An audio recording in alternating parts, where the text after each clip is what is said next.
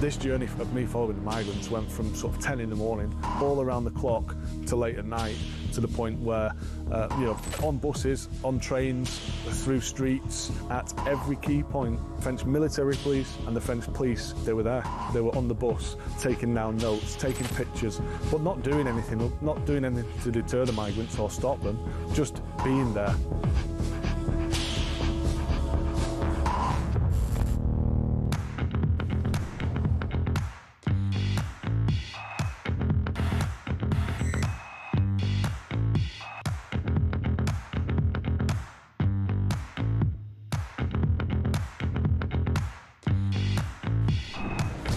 I was sat in the tent and he was showing me through photos of his phone, scrolling through. This was barbaric, horrific stuff. Blokes going through walls in vehicles and then jumping out and shooting everyone. You know, his WhatsApp picture was him with a mask on, with a gun like that. You're in a tent with this guy? I'm in a tent with this guy. Across the UK, on DAB+, on YouTube, on your mobile, and on your side. This is Talk.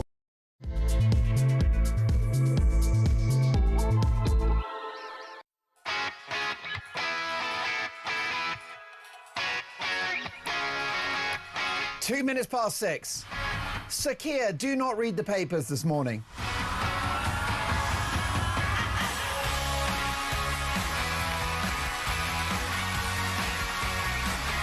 I'm Mark Dolan, this is Talk Breakfast. Happy Sunday, one and all. The die is cast. Andy Burnham, Mayor of Greater Manchester, the so-called King of the North, lays down the gauntlet as he seeks a return to the House of Commons, laying the path to a leadership bid. Where does Starmer go from here? He's in a no-win situation.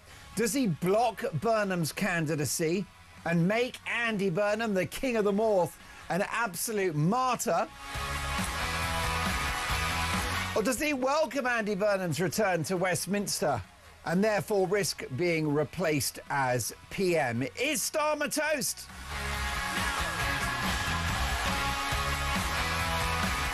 Now, the May elections are likely to go very badly indeed. So if Starmer is replaced by Andy Burnham, is he the answer to Britain's problems? Would Burnham be better than the current PM? Let me know your thoughts. My number is 0344 499 1000.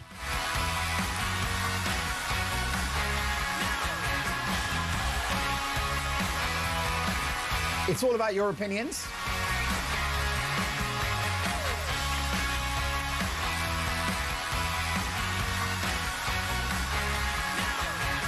And I'm delighted to say that taking your calls this morning is a brand new star signing on the show. Solopay is taking your calls, so get that call in now, 0344 499 1000. Directing our TV output is Davis today. You can listen to the show on DAB+, and in app and online, but you can also watch us. Just head to Talk on YouTube. That's right, go to YouTube, search Talk, and up we pop.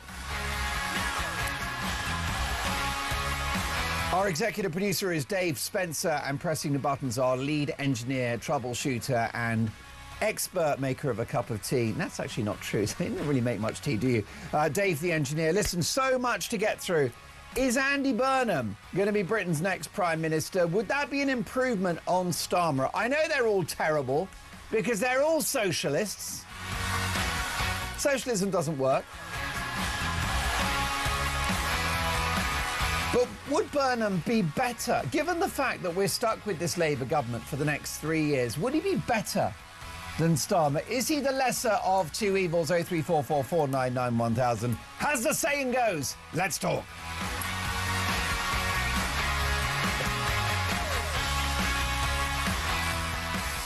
And at 5 minutes past 6, we kick off with the front pages, and we have the Sunday Telegraph. Starmer faces civil war over Burnham. Sir Keir Starmer is facing a growing mutiny after Andy Burnham declared his intention to return to Westminster. Leading Labour figures, MPs and grassroots members came out in support for the Manchester mayor in a coordinated campaign yesterday after he announced his intention to run in the Gorton and Denton by-election. A Labour committee controlled by the Prime Minister's allies will decide today whether to block Mr Burnham's return to Parliament amid fears that he'll use his return to the backbenches to mount a leadership challenge. It's not a fear, it is a reality. Andy Burnham has wanted to be the leader of the Labour Party since he was 3 years old. In fact, when he was in utero, in the womb, on the umbilical cord, he's thinking, I wouldn't mind being leader of the Labour Party. I know, he was a very articulate embryo. The bottom line is the guy is hugely ambitious. I've known Andy Burnham for many years. He is a good communicator. He's a coherent thinker. He's great with the public. He listens. He engages with people. He's also strategically very, very smart when it comes to politics. He's playing the long game by going up to Manchester. He relinquished his place in the House of Commons, goes up to become a regional mayor, uses that as an excellent platform. And being a regional mayor is a great platform because it's kind of like being the local prime minister, but without the accountability, without the scrutiny, without the pressure, without the enormous budget. Being a local mayor is the perfect platform to become prime minister. Ask Boris Johnson. Because what happens when you're the local mayor is that, yeah, you're in charge of policing and, you know, you've got law and order and crime and all of that stuff. But it's a relatively small budget. A lot of it is ceremonial. You're a figurehead and you host business events and you go and turn up for charity things and you open hospital wings. It's somewhat ceremonial and the budgets we're talking about are not that enormous. It's nothing like the pressure of being prime minister. It's like pretend prime minister. And therefore, if you are a regional mayor, that is a good platform to show off your leadership skills and to be in an elevated position politically without the perilous danger of actually being in number 10. So with that in mind, I think that he's got the perfect platform to become our next prime minister. I want to ask you whether he would be better than Starmer. They're all terrible. I think anyone that's in the Labour Party is not fit for government because ultimately they're wedded to this idea of either socialism or the sort of progressive social market. Either way, it's anti-capitalist, it's against human nature, it's a failed economic model. They're all, you know, diversity is our strength, open borders. None of that's worked. It's ruined the country. They're all woke. And if they're not woke, they pretend to be in order to stay popular within the party. And that's what you're going to see with Andy Burnham. This guy has been on more journeys than Phileas Fogg. He used to be a Blairite. He used to be on the right of the party, an acolyte of Tony Blair. Now he reckons he's super left-wing. What's really worrying about Andy Burnham is the people that like him. So you've got Clive Lewis, who is the ultra-left-wing Labour backbencher. You've got Lucy Powell, who's on the left of the party, and who, of course, now is, what is she? She is the chairman of the Labour Party. What's that title? Can you look it up for me? Lucy Powell, Dean Spencer. She won the election to party. I think it's the equivalent of party chairman anyway, sort of the chief executive of the party, whatever it is. So, you know, she's very, very left-wing. You've got Ed Miliband, who is responsible for crazy net zero zealotry. Don't forget, net zero is just communism in a green rosette. Red Ed failed as the leader of the Labour Party, so he wants his great legacy to be net zero, which is going to destroy the country. It already is. He has backed Andy Burnham's return to the House of Commons, as has Angela Rayner. All the wrong people like him. Clive Lewis, Angela Rayner, Lucy Powell, Ed Miliband, and wait for it, Sir Sadiq Khan, the awful mayor of London, one of the most unpopular politicians in Christendom, backs Burnham. And I think that tells you everything you need to know. It's deeply worrying because, I mean, my question to you this morning is, will Burnham be better than Starmer? I've got news for you at 6:10. He'll be worse. Burnham will be worse than Starmer. I know. You thought it wasn't possible. But in order to win the leadership of the Labour Party, he'll have to pretend to be left-wing, and if he pretends to be left-wing, well, they have to have left-wing policies or he'll be chucked out as well. The Labour Party, right, the movement, the grassroots and those backbenchers don't like Starmer. They think he's too right-wing, he's too moderate. So if you get, nearly said Bernie Sanders, Freudian slip, if you get Andy Burnham in, what you're going to have is so-called wealth taxes, which they tried in France. It doesn't work. All that happens is wealth creators flee the country, which means that you and I have to pick up the bill. We have to pay the taxes that they previously were paying. Lucy Powell, Deputy Leader of the Labour Party. Thank you so much for that, Dean. Of course, she is. So he's going to have to shift leftwards with, and you know, he's been talking about wealth taxes and about building more social housing. How are we going to pay for that? We are totally in the red. We're running a deficit. But the country, if it's possible, will shift even more left-wing under Andy Burnham. Also, what's going to happen if he wins? He's going to want to move the dial. So there will be some bold policies. He knows that it can't be continuity Starmer. So if he gets into number 10, I think you're looking at a customs union with the EU. You heard me right, a customs union with the EU. He'll want to do some dramatic things. Wealth taxes, custom union, ramp up net zero. Be afraid, be very afraid. But let me know your thoughts. Would Andy Burnham be better than Sir Keir Starmer as Prime Minister? You can text the word talk and your message to 87222.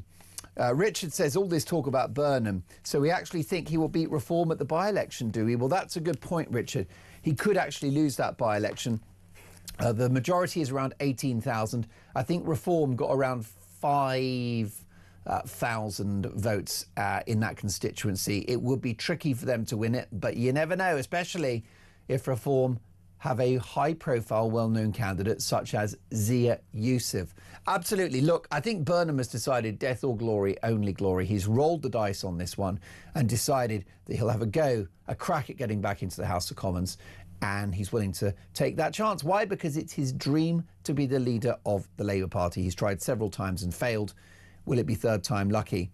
Let's have a look at this from Maureen. Good morning, Mark. I'm not sure whether this is so or not, but I've read that Burnham, like most Labourites, knew and did nothing to stop the child rape grooming gangs, as did Starmer. So neither as PM for me. Thank you, Maureen. Yes, Andy Burnham definitely has a case to answer for the handling of the grooming gangs scandal. Let's just say he was not at the forefront of calling out those egregious crimes. Sharon has messaged the show. Good morning, Sharon. I hope you're well. Sharon says, good morning, Mark. I think anyone will be a better Prime Minister than Starmer. Keith in Oswestry, Mark, the question really is Burnham the lesser of two weasels? Apologies to the weasel community. Bill says, good morning, Mark. If Starmer is threatened by Burnham, he could say, I will call a general election to stop any revolt. We can but dream, Bill, because that's what the country needs, is an urgent general election. And we know what way it would go, and it wouldn't restore Labour to power. Sean in Gloucester says, good morning, Mark. I couldn't care less about who's in charge in the Labour Party, Keith Starlin or boring Burnham. It makes no difference. We want them out and never to return. Reform will be voted into power at the next election. That's when the appointments matter. The non-Tories will collapse further, and Labour have upset everyone, so will be obliterated. Very few will vote for he's used a grown-up word there, which I can't say on a family show, about Zach Polanski, the Green leader, and the nothing Lib Dems, he says. Look, I've got to watch my language here because it is a family show. Lovely to have your company. Let's have a look. The Mail on Sunday. Victoria hits back over that dance. Of course, that's the feud between the Beckhams. They are indulgent in a civil war, much like the Labour Party. Labour civil war is also the main headline in the Mail on Sunday. As Andy Burnham throws his hat into the ring for a plum Labour seat, beleaguered Prime Minister faces a stark choice: block him or face a leadership challenge. Either way, Starmer is cornered. Labour plunged deeper towards civil war last night as Andy Burnham announced his bid to become an MP, his first step in challenging Keir Starmer's fragile leadership. In an 11th hour move that sent shockwaves through Westminster, the self-styled King of the North declared that he wants to fight an imminent by-election for Labour, backing the Prime Minister into a strategic corner. I will say that Andy Burnham, he seems like a nice enough guy, but I think he's an egotist. I think he's quite vain. I think he is very in love with his reflection in the mirror. And I think that, like all of these people, like Starmer as well, like Boris Johnson, it was just about power. And there was never a plan. It's just to be world king. I honestly thought that about Boris Johnson. I certainly think that about Keir Starmer, who's spent the last few years focusing on becoming Prime Minister, but with no plan for government, which is why we've had 13 or 14 U-turns. Let's hope, by the way, that Chagos deal is dead in the water. I will fight with every sinew, every cell in my body to get that stopped, because it is such a bad idea. Economically, national security, the optics of it, handing over sovereign British territory, which is materially strategic when it comes to military, over to a Chinese ally in Mauritius. No, no, no. Sunday Express, Russian spies will step up attacks on the UK. Sir Richard Dearlove, who ran MI6 for 5 years, said there's been a continual gradual escalation in grey warfare by Russia against NATO countries. Now, let me tell you that counter-espionage is very resource intensive. It costs a lot of money, which is why we need economic growth. It's why we need to slash taxes and shrink the welfare bill, because we're not safe, folks. You've got reports yesterday that people from ISIS fighters could be using dinghies to cross the channel. We've got disorder on our streets. We've got Russian spies. We've got hackers. We've got fraudsters. We're a laughingstock, and we are less safe because of the bad economic policies of this government. If we were rich, if we had massive national income, we could afford the cops that we need. We could afford the spies, the counter-terrorism, the counter-espionage. That is what we need. And also, by the way, the military. Why can't we spend 5% of GDP on our military? We absolutely should. The world is a dangerous place.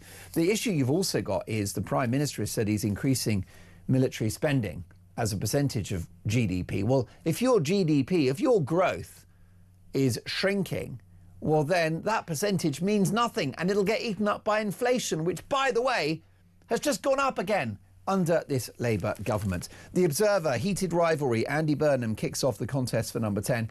Let me tell you, this is a game for these people. They don't care about your lives. And they're lefties, and they like to appropriate the idea that we're the good people. They're not the good people. They are cynical, ambitious grifters. Keir Starmer is a cynical, ambitious grifter. He pretended to be a Corbynite when he ran for the Labour leadership.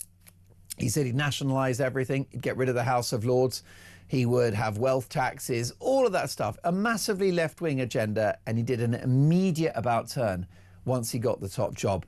A cynical, ambitious grifter. And I will tell you that Andy Burnham, whilst he comes across as a nice guy, is exactly the same. I'm not having it. I don't buy it. I don't buy these people. They're not sincere. They're phonies, is what they are. Daily Star Sunday. Trump U-turn after rocker demands troops apology. Rod, have I told you lately that I hate you? Donald Trump last night issued a grovelling apology to British troops for bad-mouthing them. The US president backed down amid mounting pressure, including a furious attack from rock legend Rod Stewart. He blasted the Orange Man baby, as described by the Star, as a draft dodger for suggesting our boys kept away from the front line in Afghanistan. Well, what Donald Trump said was wrong. It was historically incorrect. It was an insult. It was rude. It was obnoxious. It was ignorant. But we've got bigger fish to fry. This country has bigger problems than Donald Trump misspeaking about our military contribution. We have a dangerous world, a rampant Russia, an ever-growing, ever more powerful China. And therefore, all that pearl clutching over Trump's remarks is absolutely a joke, because that is not our great priority. That's not the big thing to worry about. He's done a sort of sorry but not sorry, hasn't he, Donald, saying, I love the British troops. They're wonderful. We love them. They're so brave. So he didn't apologise, but he did enough, I think, to make sure that the King will still have that state visit to the United States later this year. I think he's pretty much repaired the damage. Sunday Mirror, exclusive reform bombshell, disgraceful hypocrisy. Farage's anti-crime star campaigned with Tory after we exposed his white powder shame. Reform's London Mayor wannabe is accused of hypocrisy by pitching a tough stance on tackling crime after campaigning with a disgraced Tory exposed for cocaine antics. The Mirror reveal how Layla Cunningham running for Nigel Farage's party after defecting from the Tories, was happy to pose with Philip Stevenson Oliver. It came after the paper revealed how he offered fun flour, snorted from a photo of ex-PM David Cameron at a party. One Labour councillor said it's disgraceful hypocrisy. Well, what this guy has allegedly done is clearly wrong. Layla Cunningham has posed for a photograph alongside this guy. Is that the best you've got, Sunday Mirror? Is that the best you've got? Layla Cunningham poses for a photo with somebody that took cocaine, allegedly, and Nigel Farage was a bit of a toe rag at school, allegedly, or not allegedly, or who cares? I mean, seriously, is that the best you've got? None of these people care about the issues facing this country. I never see the Daily Mirror or the Guardian getting cross about inflation. And they're supposed to be so worried about poor people. What is inflation? It's a tax on everyone, especially the poorest, because it puts up the price of a box of Frosties and Crunchy Nut cornflakes. By the way, what's better, Frosties or Crunchy Nut? I can't tell the difference. I cannot tell the difference. Engineer Dave? Crunchy Nut, yeah? There's a little bit of peanut in there, isn't it? Is it a little bit less sweet, a little bit less sickly? But they don't, I'm sorry, the left, they don't care about ordinary people. I was thinking about this the other day. Have you noticed this, right? The Greens have abandoned pollution. The left have abandoned the working class. The feminists have abandoned women. I mean, what a time to be alive.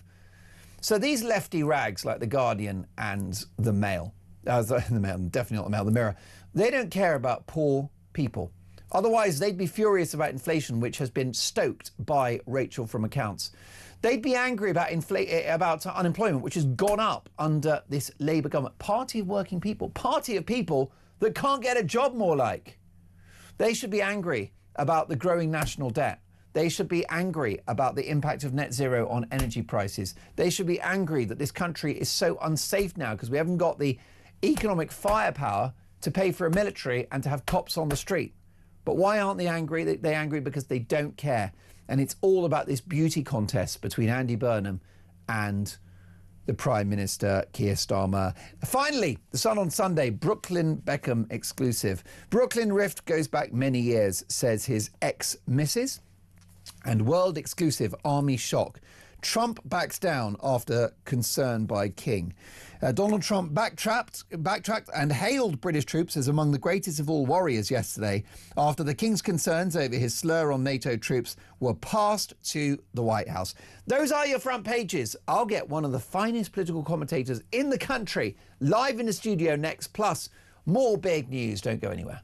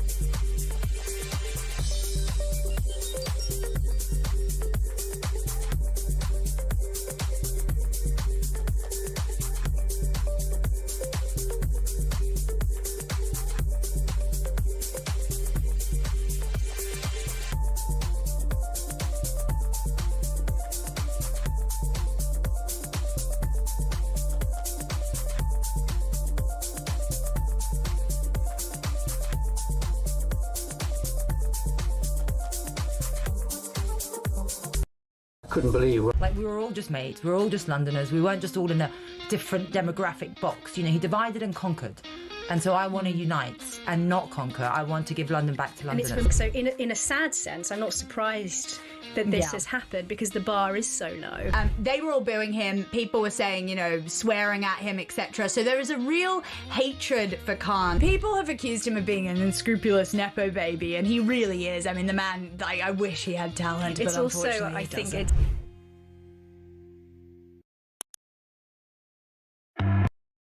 across the UK, on DAB+, on YouTube, on your mobile, and on your side. This is Talk. You're listening to Talk Breakfast. Mark Dolan with you until 10 a.m. So much to get through. Would Andy Burnham be better than Keir Starmer in number 10? Let me know your thoughts. 0344 499 1000. Live in the studio is the presentation coach, political broadcaster, commentator, advisor to former Prime Ministers, Graham Davis. Good morning, Graham. Good morning, Mark. Would you advise this Prime Minister to block the candidacy of Andy Burnham in this North West constituency? Well, Andy Burnham has managed to project himself as the potential new kid on the block, despite the fact that he's run for leader twice before and lost very badly both times.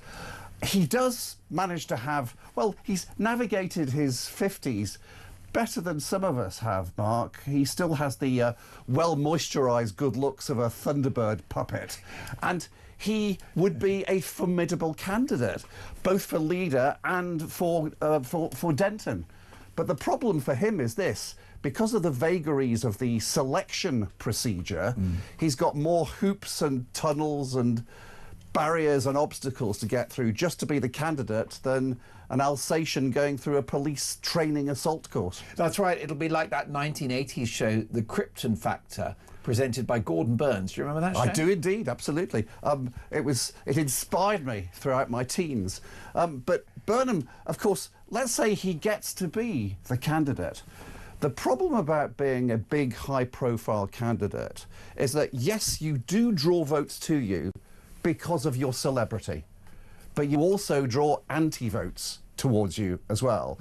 Many people, perhaps in Manchester, will be thinking, your responsibility is to the people of Manchester as its mayor, not to one constituency, to try and further your national career. So he has to bear that factor in mind. Well, that's right. If he sought re-election in the House of Commons at the end of his term as mayor, well, that's a very clean, respectable way to move on. If you leave mid-term, that's naked ambition, and you can't dress it up as anything else. And it looks ugly as well. I mean, you're pulling out of the job early, aren't you? You are, and I don't even know what the procedure might be for a by-election for mayor halfway through somebody's term.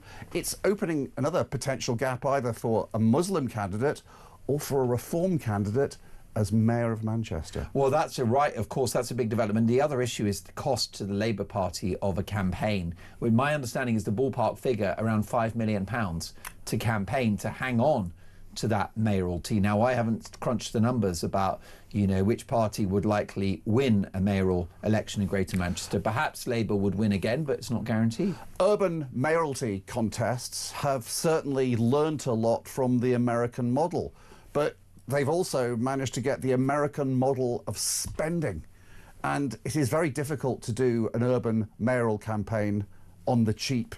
Yeah. And so that commitment is an absolute necessity. No, that's exactly right. I mean, if you look at the mayoral elections in Greater Manchester, that's about 10 by-elections in one place, isn't it? You know, politically, just the importance of that result. Yes, it is. Because if the Labour were to lose Greater Manchester, that would be a significant scalp for their rivals. It would be, and somehow Manchester is the perfect melting pot for testing the new political horizon. There is a significant Muslim vote. There's a significant red wall, white, half Tory, half Labour vote who are disillusioned with traditional Toryism and possibly enticed by reform. And it will be a huge testing ground, a by-election for mayor, or the Denton by-election, a testing ground for all the parties' political machines. Yeah, that's very interesting, isn't it? Well, look, the issue we've got now, I mean, if you're Prime Minister, you would decide, you know, do I block the guy from becoming a candidate, or do I welcome him and say, hey, he's a huge talent and I need the best people in my government? Which way do you think he'll go? I love the way that in his announcement yesterday, Burnham sort of said, I'm doing this, of course, to be supportive to Keir Starmer, to help his current leadership. It's a very difficult one. The trouble is for Keir Starmer, if he's blocked in any way by the Keir Starmer faction on the NEC, Keir Starmer's fingerprints will be all over that ploy. And indeed, they do have a number of stepped ploys available to them. So, for instance, an incumbent mayor has to formally apply for the privilege of running for Parliament during the course of their mayoralty, a rule which I think was specifically brought in for the Andy Burnham situation. They could just reject him on those grounds alone. But of course, they also have this weird penchant in the Labour Party for having peculiarly closed long lists. They might go for an all-woman long list or an all-ethnic minority long list as well. So he might not get past that barrier. And then he's got the selection issue of trying to get past the party members, some of whom may resent the fact that he's running at all. Yeah, well, it's a very interesting one, isn't it? I don't see how Starmer can block his candidacy, because it would be the demonstration of weakness, of fear. He'd be running scared. You know, that's the issue, and that's what you're an expert in with presentation, is that all of your actions, all of your words, it's the messaging underneath.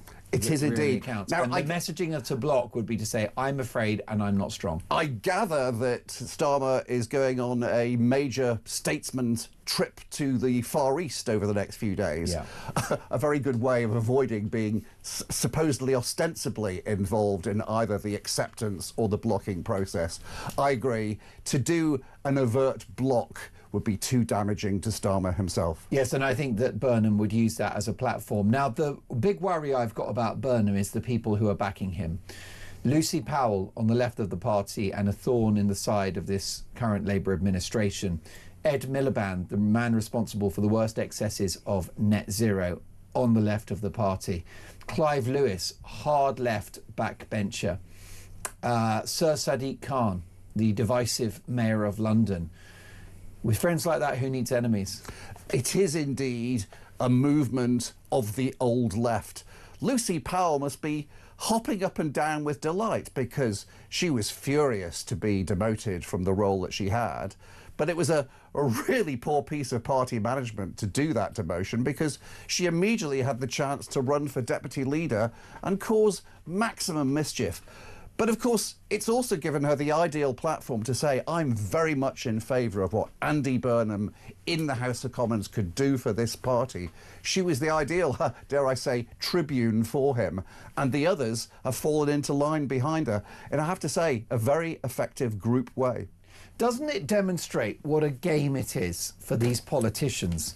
That, you know, we've got so many problems. My viewers and listeners are struggling, you know, many. Inflation, which is a tax on everyone, especially the poor. Unemployment is going up. Rent, mortgages. Inflation has come back. The old enemy of unemployment. There's so many big problems in this country. And if you look at this front page of The Observer, heated rivalry. Andy Burnham kicks off the contest for number 10. And it's like a beauty contest for these men. It's a game while Rome burns.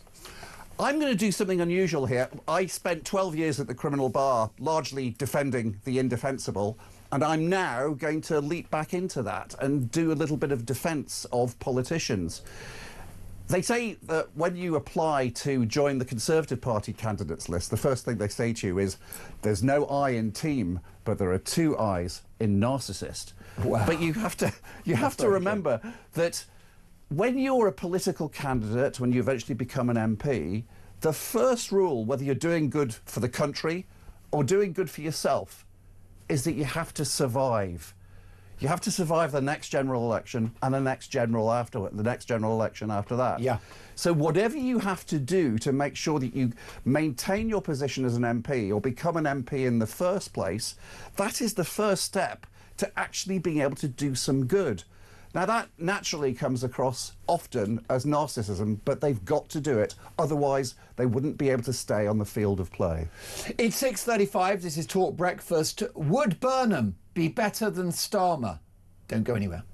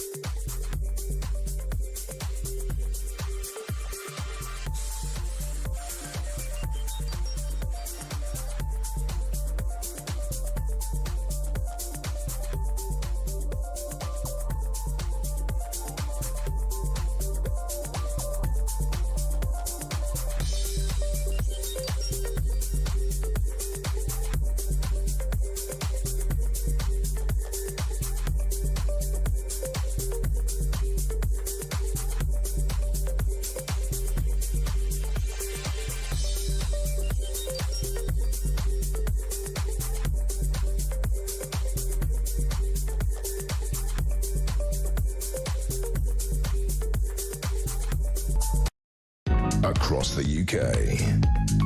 On DAB+, on YouTube, on your mobile, and on your side.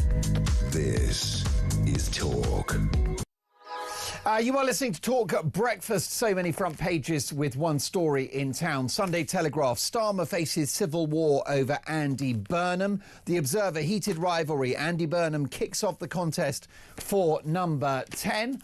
And in the Mail on Sunday, Labour civil war. Starmer is cornered as Andy Burnham throws his hat into the ring for a plum Labour seat. Beleaguered Prime Minister faces a stark choice: block him or face a leadership challenge. I think whatever happens, the decision by Andy Burnham, Graham Davis, to throw his hat in the ring must spell the beginning of the end for Sir Keir Starmer. It might do. The only reason why I say might is, again, because of the vagaries of the Labour leadership challenge process.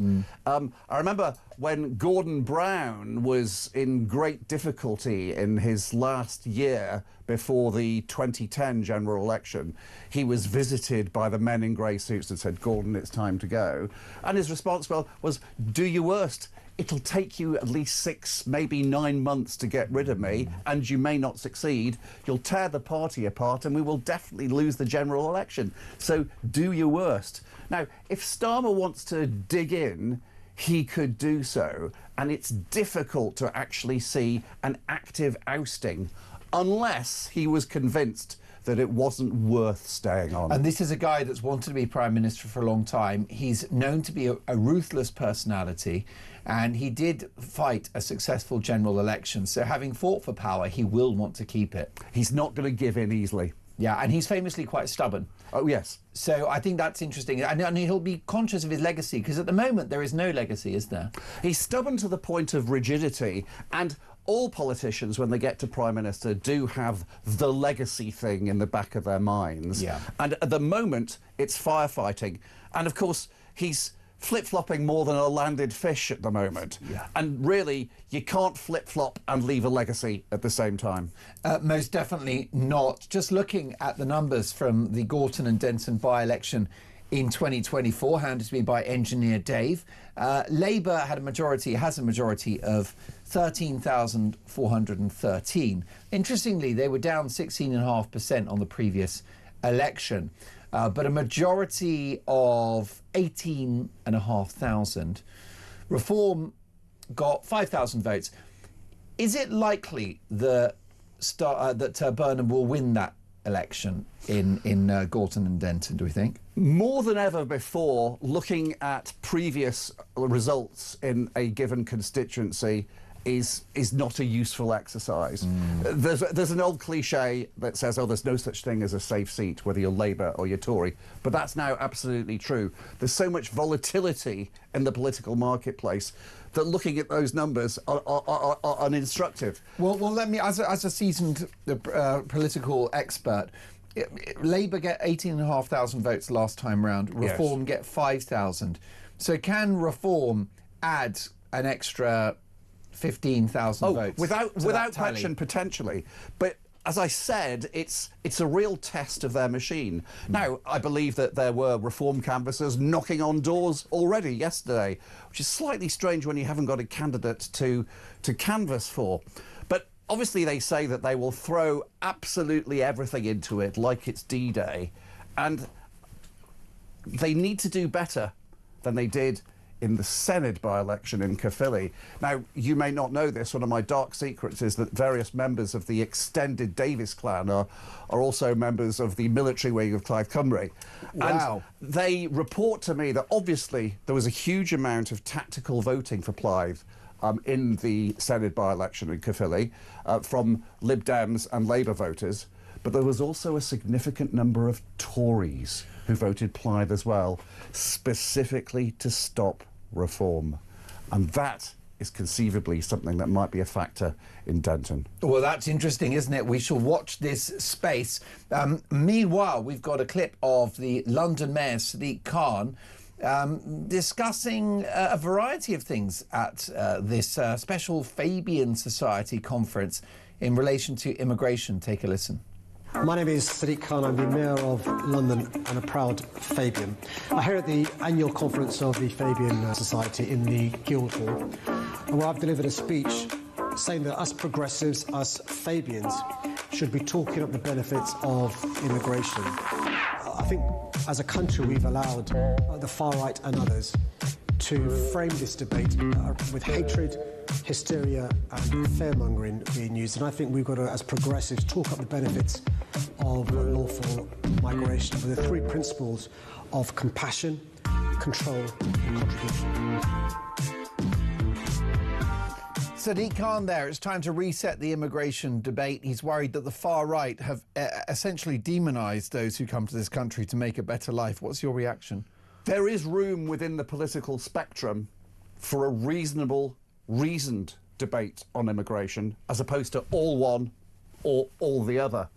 And for him to say that there is room for an argument about the benefits of controlled immigration, well, that argument hasn't been made properly by anybody on the left or the centre. And it is time we heard it, so that there can genuinely be a discourse about two or three sides of this argument, as opposed to it just being hysteria on either side. Well, isn't this a failure of the political establishment? Because it's my view, Graham, that most people are not racist. It's also my view that most people are, broadly speaking, pro-immigration, if it's a sensible level. Yeah. But with the Boris wave, with upwards of 1 million people coming into the country in a single year, it's my view that what we've done is maxed out the immigration credit card. Yes, and the public now we've OD'd on it, which is why there is the pendulum swung the other way. The Boris wave has surged beyond any level of credibility, and any logical thought in the minds of so many people has been swamped by the sheer numbers, and it's going to be difficult to bring them back to thinking about the issue in a logical exactly way. I mean, I think it helps if you're less abstract, and if you look at very specific stats, such as 1 in 60 people in this country, 1 in 60 came in 2023. 1 in 25 came in the last 5 years. So, these are eye-watering numbers, and I think the public aren't quite aware, can't quite compute the scale of what's happened. And I just would argue that the political establishment, if they are pro-immigration, well, then they've messed it up. They've shot themselves in the foot with this. So many people did not realise that, and I have to say, it does all come down to Boris Johnson, how much he took the eye off the immigration ball during his premiership when he was distracted by COVID and Ukraine.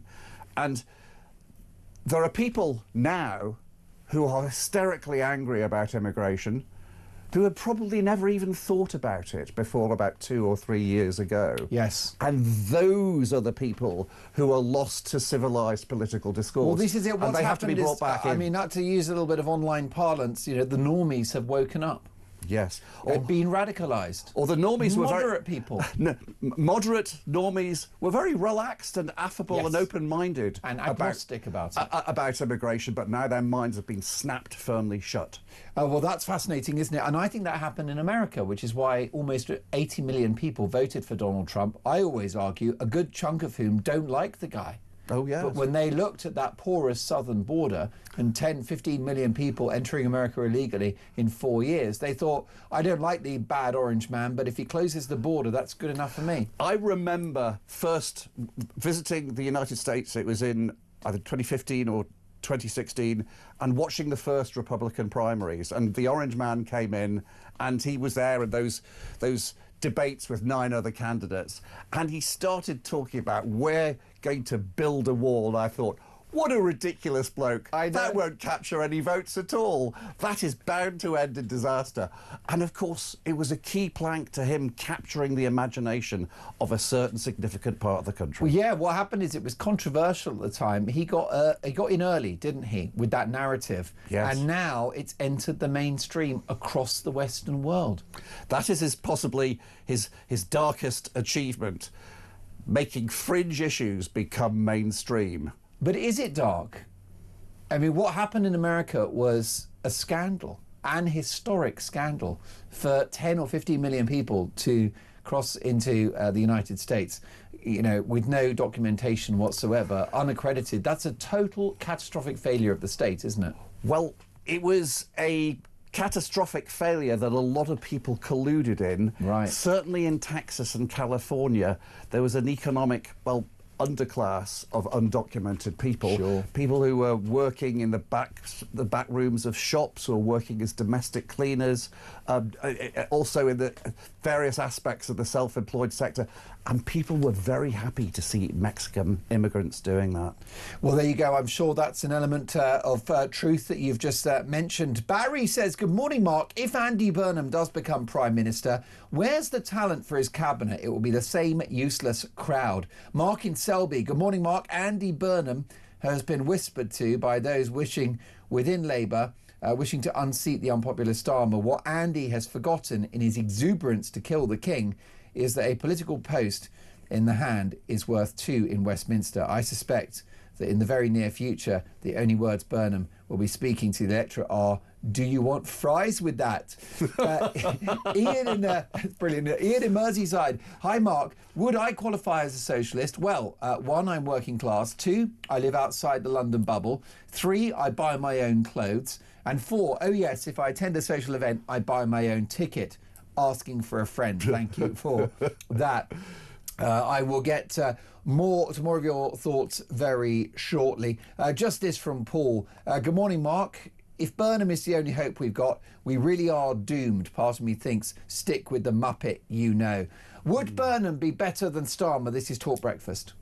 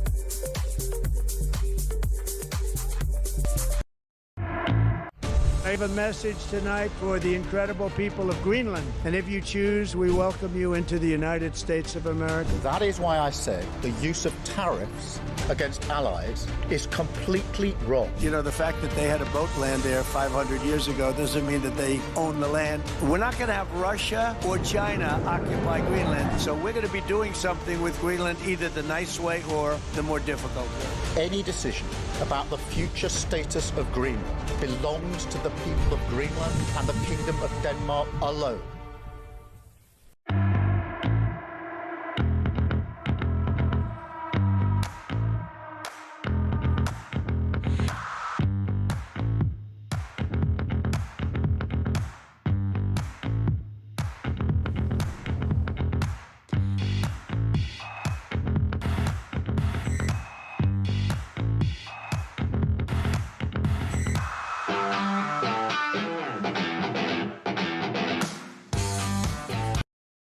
Across the UK, on DAB+, on YouTube, on your mobile, and on your side. This is Talk. You are listening to Talk Breakfast. It is 6:50. I've got a simple question for you this morning. Would Andy Burnham be a better Prime Minister than Sir Keir Starmer? How about this from Tim in Southampton? Good morning, Mark. At what stage of the process does Andy Burnham have to resign the mayoralty? If the NEC insist on him resigning before they announce their candidate, this would be the best way to block him, as he wouldn't risk being out of power. And a few of you have said, let's have a look at this. Regarding Burnham coming back, not even Captain Scarlet can save us from Mysterian Starmer. That's Sean in Kidderminster. Richard says, good morning, Mark. If we're serious about reform getting in at the next election, and so much has happened since they got in. Things have shifted massively. He ain't getting in as MP, never mind Burnham being PM. The people of Manchester have had enough of the state of their city. He's got no chance. Maggie in London, good morning, Mark. Do the Labour Party think that bringing in Andy fake Burnham is going to change people's minds on how they'll vote at the next election? They are more deluded than I previously thought. The issue you got with Andy Burnham coming in is he will be more left-wing than Sir Keir Starmer, won't he? The proof of that is he needs to be if he's going to be elected by those backbenchers and by that membership. Here's a big question, which would be, what 3 policies would Andy Burnham enact that Keir Starmer isn't trying to enact already? It's the same on the other side of the spectrum that I would always put to potential reform voters. What 3 policies would a reform government enact that a new Conservative government would not? Yeah, well, that's a really telling question, isn't it? It's very significant. Is there a chance that reform could pull a rabbit out of the hat in this constituency of Gorton and Denton and perhaps offer somebody like Zia Youssef? Now this is a key inflection point for reform. I believe that it's time that reform came out of the closet and said, we are loud, we are proud, we are all, including Zia Youssef, we are all ex-Tories and we are not ashamed of it. You see, far be it from me to reduce the British political scene to a level of a tacky game show, but really people vaguely leaning towards the right have got 2 choices now. Vote for Tory faithful with the Conservative Party or Tory traitors with reform. It's as simple as that. That's brilliant. We've got a voice note here from Anna on immigration. Good morning, Mark. Anna, sorry. I'd like you to address your guest with his wording of hysterically anti-immigration. I mean, are you referring to me, sir? I don't want one more immigrant into this country. Why? Not because I'm hysterical, because it's ruined, it's destroyed my children's future. My daughter cannot walk out safely alone, and my son will probably end up going toe-to-toe with these savages at some point in the future. So maybe mind your wording. Thank you. How would you respond there to Anna's voice note, Graham? A lot of people are very cross about a rapidly changing society that they feel they didn't vote for. Well, because of the surge, that change has happened faster than anybody calculated, either before or after the general election of 2024. So I have great sympathy there. Indeed. Anna, thank you for your voice note. I share your concerns wholeheartedly about the very rapidly changing society that no one voted for. I don't think anyone is anti-immigration, but what's happened in the last 15 years is we've maxed out the immigration credit card and it's we've gone bust as a result. Graham's in Doncaster. Good morning, Graham. Good morning, Mark. How are you? I'm very well. Top of the morning. Happy Sunday. What's happening in Doncaster? How's the weather at the moment? Is it drizzly or what's happening? It's wet. Wet and windy. Well, listen, you're going to drop some truth bombs for us. What do you think's going to happen? Andy Burnham, is he going to be able to run in this by-election? Not a chance. Really? Not a chance. So you think Starmer will block it? He will not. Mate, he's a dictator. We all know that. We all know that. You've seen him when he gets questioned on something and he don't want to answer. He gives that horrible, dirty, disgusting look that he gives and does not answer. He's a dictator. He's a dangerous individual. And he will not go down, mate. He won't have it. Correct. Well, listen, Graham, that's very significant. Now, I know that you've just lost your earpiece for a second, Graham Davis, but I've got you. Exactly. Stay with me if you can, both Grahams. But Graham Davis, Graham in Doncaster is very clear that Starmer will not let this happen. Well, it depends on how much of a centralist control freak Starmer wants to be. I believe he does have the levers that he can pull to stop it happening. Yeah. And there is an argument for saying that if you've got control over a political situation, you'd be daft to lose that control. And some people might argue that there's as much chance of Burnham being allowed to run as there is of Kemi Badenoch allowing Boris Johnson back onto the Conservative Party candidates list. Oh, that's interesting. Graham, if Andy Burnham were able to run, do you think he would win that seat? No. No, I don't, mate. No, really? I don't. What would happen? No. Do you think Reform would take it? I'm a Reform voter. I think it'll be very close, mate. You've got that idiot from Green Party who, looking at things, it looks as though there's a lot of Green voters in that area. Yeah. I think it'll be very close. I don't think Burnham will get in, mate. Oh, it'll be very close. We all know that. I think we're all aware of that fact that it will run very close. But wouldn't it be nice if he didn't get in? Well, it would be a big moment politically, and of course it would be the end of his political career. Why do you think he's decided to do this, Graham? Is he thinking, I've got one last chance to become Prime Minister? Well, I think Angela Rayner's got a big part in it, mate. She's been pushing him. She certainly has, mate. She certainly has. And this will come out. She has got a big push in this. She does not like the fact that Starmer got rid of her, but yet, what's her name? Home Secretary, she didn't go for what she done. It'll stick by her. And that's interesting. It's true. I mean, there are people within the Labour Party that seek revenge on the Prime Minister. Angela Rayner one, Lucy Powell another. So he's in trouble. I mean, does this feel, whatever happens, Graham, does this feel like the beginning of the end for Sir Keir Starmer? I think so, mate. I mean, I'm from Doncaster. We used to be a very, very big Labour area in Doncaster, certainly in the village where I live. But let me tell you now, I don't know one person. John Healy's our MP. He wouldn't even come into our village because he knows he's finished. He knows he's finished. And as for Mad Ed, that's another one we've got in Doncaster. Another crazy idiot. Well, how comes we get them all in Doncaster? It's not fair. It's a great place that doesn't deserve that fate. Graham, if Andy Burnham were to become Prime Minister, would he be better than Starmer? No, we know that. He's a lefty, mate. He's even more to the left than that idiot is. Well, we'll have more socialism, won't we? We'll have wealth taxes, possibly doubling down on net zero. We will have massive problems, mate. We all know, like it or not, mate, it's not a racist comment. He prefers the Muslim community to he does the British. We know that. We know he's covered up regarding the raping of young girls. We know he's covered it up, mate. We know that. Now, of course, Graham, the Mayor of Greater Manchester, has denied any cover-up in relation to the grooming scam. He won't upset his voters. He daren't upset his... This is the problem in this country, Mark. We have a police force that are petrified of the Muslim communities. They are petrified of them kicking off. Because, like it or not, mate, they know that whatever they are carrying in their hands, they will use. We won't. British won't. We'll turn and run when police come. They won't. And the police know that.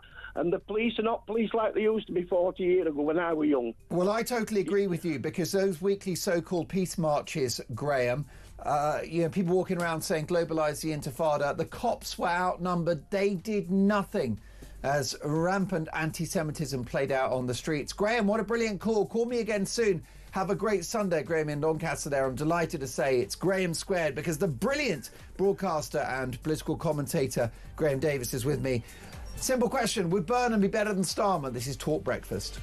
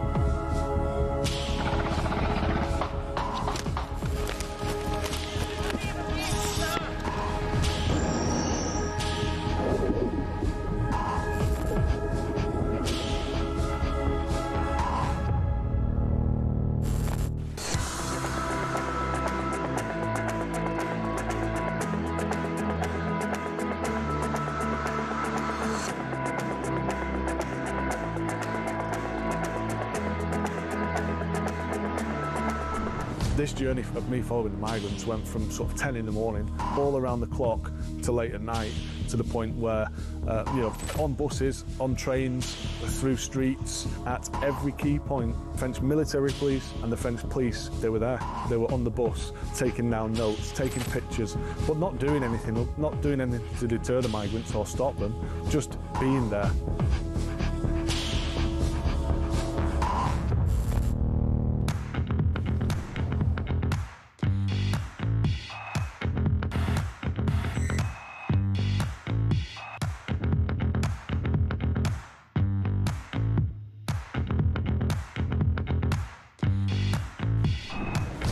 I was sat in the tent and he was showing me through photos of his phone, scrolling through.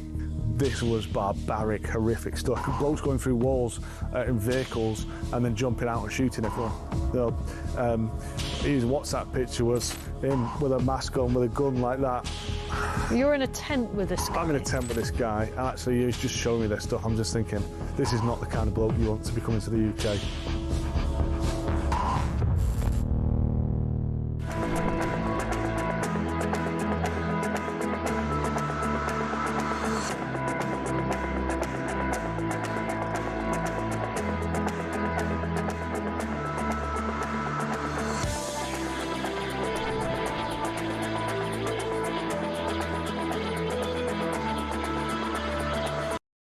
Across the UK, on DAB+, on YouTube, on your mobile, and on your side.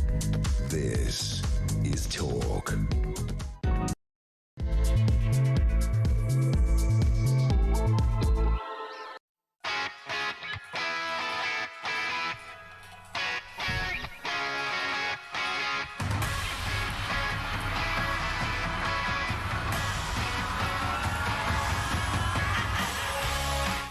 Past 7 and a very, very happy Sunday to one and all. I'm Mark Dolan. This is Talk Breakfast, and breaking this morning, the die is cast. Andy Burnham, Mayor of Greater Manchester, the self-styled King of the North, lays down the gauntlet as he seeks a return to the House of Commons, laying the path to a leadership bid. Starmer is now in a no-win situation. Block Burnham's candidacy and make Burnham a martyr, or welcome his return to Westminster and risk being replaced as PM. So, at 7:03 on a Sunday morning, is Starmer toast? Is this the beginning of the end of his premiership? And if Burnham does come in, is he the answer to Britain's problems? Would Andy Burnham be better than Keir Starmer? Is he the lesser of two evils? My number is 03444991000. Text the word talk and your message to 87222. Leave us a voice note. Sholape is taking your calls today, and let me tell you, she's got a fabulous bedside manner.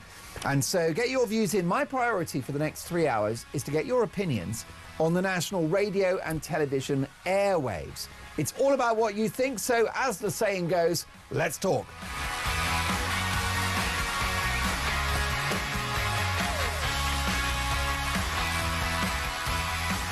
So we'll kick off with today's front pages and the Mail on Sunday. There's only one story in town, folks. It is the absolutely fatal threat to Keir Starmer's premiership from Andy Burnham, because he's a popular, charismatic figure. He's a much better communicator than the Prime Minister. He's better looking. As my brilliant studio guest Graham Davis pointed out, he's aged very well. He looks about 31, but he's in his 50s. He's got miles on the clock. He's a popular figure in the Northwest. And I think that personally, Starmer is toast. I think it's the beginning of the end. But the Mail on Sunday, Labour civil war as Andy Burnham throws his hat into the ring for a plum Labour seat. Beleaguered Prime Minister faces a stark choice. Block him or face a leadership challenge. Either way, Starmer is cornered. Well, I think they're pulling their punches there. I honestly think Starmer is toast. I think he's done. My executive producer, Dean Spencer, texted me yesterday, right? This guy has got the best political judgment in the building. And that's what I've stolen his line. He said, Starmer is toast. And you're right. And that came from, he shot from the hip there. That was an instinct. That was gut, wasn't it? Gut instinct. And 4 pints of Guinness. Sunday Express, Russian spies will step up attacks on the UK. And now Trump does a U-turn. President praises British troops. The Observer, heated rivalry. Andy Burnham kicks off the contest for number 10. And I think it's a pathetic photograph there of Sir Keir Starmer and Andy Burnham, if you're watching on YouTube. And it's pathetic because I do think it just demonstrates you've got these two guys in suits smiling at each other, and politics for them is just a game. They don't care about inflation, which is a tax on everyone. They don't care about the national debt, which will be borne by future generations. They don't care about unemployment, which in my view is the greatest social ill. They don't care about the deficit. They don't care about the cost of energy bills, the cost of rent, the cost of mortgages. And all they care about is achieving power. Don't tell me that the lefties are the good people. I beg to differ. Sun on Sunday, world exclusive, army shock. Trump backs down after concern by King. Sunday Mirror, reform bombshell, disgraceful hypocrisy. Right, the Sunday Mirror are upset because Reform's mayoral candidate in London posed for a photograph next to someone that allegedly took cocaine at some point. Well, if she gets into City Hall, there'll be plenty of people that take cocaine there, let me tell you. Not Sir Sadiq, of course, his body's a temple. Sunday Telegraph, Starmer faces civil war over Burnham. And also a concerning royal story. Harry Stalker was behind him in court last week. The Duke of Sussex's stalker sat a stone's throw from him on 2 occasions at the High Court last week. Prince Harry was in court for the opening of his privacy trial against the publisher of the Daily Mail and gave evidence 2 days later. It is very concerning that a person that has reportedly been stalking Prince Harry could be so near him in a public sphere like the court. But that is the risk he faces, which is why he wants armed royal protection whilst he's in Britain. Those are your front pages, reacting to the big stories of the day in the studio. Political broadcaster and commentator, someone that's advised multiple prime ministers in the art of political presentation, Graham Davis. Good morning, Graham. Good morning, Mark. Listen, I want to get to what's going on in the Tory party at the moment, and, will the last person to leave the party switch the lights off? Can I get your quick response to the news that Andy Burnham has thrown his hat into the ring? He wants to run in this by-election in Gorton and Denton. What was your instant reaction when the news flashed up yesterday that he said he wants to do this? My gut instinct reaction, perhaps in an unprofessional way, was what a huge risk to himself Andy Burnham is taking. But then I remembered that there are many politicians who see themselves as individuals of destiny who are always standing on the edge of a beach with a surfboard under one arm. And eventually they hope and will see a big wave in the distance. And even though they know they might possibly be crushed by that wave, they know they've really got to try jumping on it because it may never come again.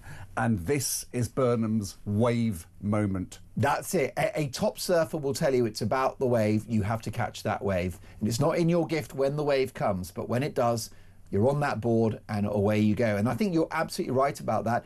The other thing is that these top politicians, they're very ambitious people and they're gamblers.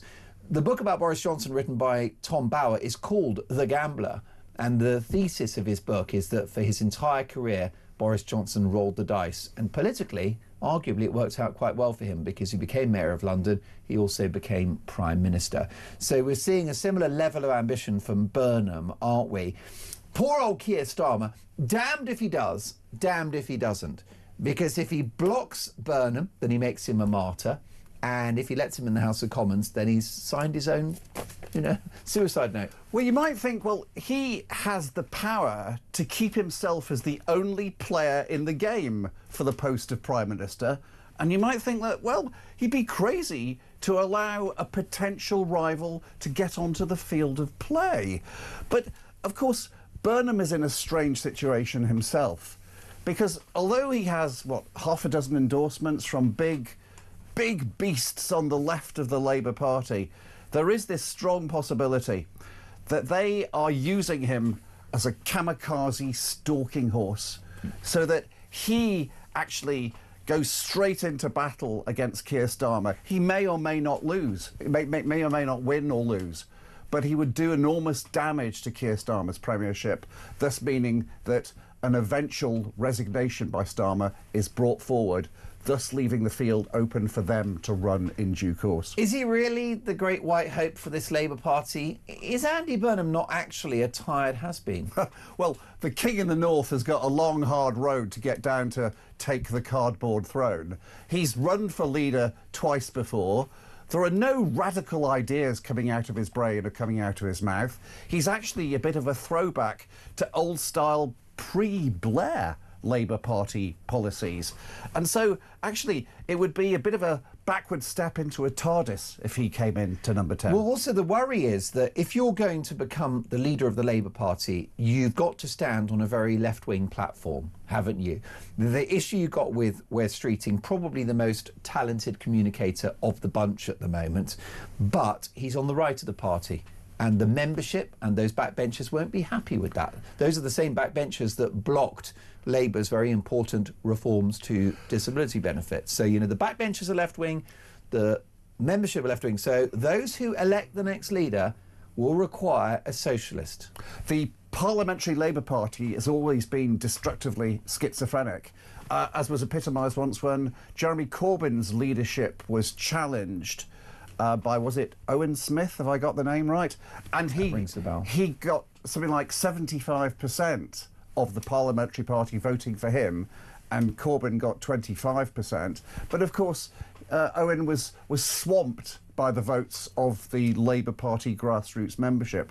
And that tension, you could say that's part of the Labour Party's creative strength, but it's also the Labour Party's biggest weakness. And the issue we've got is that if Burnham becomes our next Prime Minister, and I think it's likely, because I think that he will run in this constituency, because it would be such a sign of weakness if the Prime Minister blocked him. So I think he will get to run. I think he will win because he's such a well-known figure in the Northwest. I agree it'll be tight, but I think he'll get across the line. He's judged it's worth the gamble. He gets into the House of Commons. He's the natural heir apparent. He's got the chops of having been a regional mayor. He's a well-known national figure. He's a good communicator. And the left like him. So I think he does become Prime Minister after a bloodbath in May. And my concern is my viewers and listeners. See, that's what I care about. To me, this isn't a game. This is about the lives of the people that listen to and watch this show. And I think their lives will get worse if Burnham wins. Because on that left-wing ticket, you're going to have wealth taxes. There will be some kind of, you know, raid on the super rich, etc., maybe another windfall tax. But there will be a further assault on wealth creators. What then happens? They leave the country, and you and I have to pay the difference. I think we'll have more net zero, more wokery in our public institutions, pay rises in the public sector. I think things are going to get far worse if Starmer leads number 10. Well, your listeners would have a great deal to be angry about, not just those consequences, but the way that those consequences came about. Now, the Conservative Party has always been criticised for ousting leaders and bringing a new one in without the electorate having a say in the matter. And this would be the Labour Party picking up some Tory cloth. Because if there was, OK, so he might get elected by the electors of Denton, but then that inner party coup that brings Burnham in and his extreme left-wing policies in, the greater electorate in the United Kingdom would have no say in the matter. The lurch to the left would be an anti-democratic one. It would indeed, and I think it would destroy the country. Here's a voice note from Adrian. Hi, Mark. It's Adrian from East Sussex. Will Burnham be worse? Probably. All these Labour government chaps are awful. But we need rid of all of them. There's one guy who could do it, a king, but he's as woke as the rest of them. Absolute nightmare. No wonder the Queen left him in the shadows for as long as possible. God, I miss that Queen. Oh well. And if anybody thinks William might improve the situation, good luck with that one. We need rid of all of them, actually. Bye. Oh, he's not pulling his punches there, Adrian, is he? He certainly isn't. I think he's asking for the monarchy to take a lead, which would be quite a radical viewpoint. Yes, indeed, but I think people are desperate. They want change. Chris has left a voice note as well on Starmer and his legacy. Morning, Mark. Chris from Epsom. I'm afraid I've got to disagree with your guest, Davis. Starmer isn't thinking about his legacy because It's already created, and it will be with us for years until we sort it out. It's called Broken Britain. Wow, well put. And last but not least for now, Gary on concerns about Andy Burnham and the grooming gangs. Hello, Mark. It's Gary calling you and watching your show on a beach in Goa, but I'm not going to apologise for that. Didn't Andy Burnham have something to do with the cover-up of the rape gangs as well, as part of, you know, a bigger cover-up? I mean, why would people vote for him in the first place? I've got no idea. So would he make a better PM? I don't think so. Anyway, great show, Mark, and we're going to continue watching. Thank you. Bye. Well, I'm deeply honoured that you're watching in Goa. Thank you for that, Gary. I will say that I'm very jealous. And I'm just having a look at the temperatures, and it's around 30 degrees at the moment. How the other half live. A touch of cloud, but I think we'll take that in late January, won't we?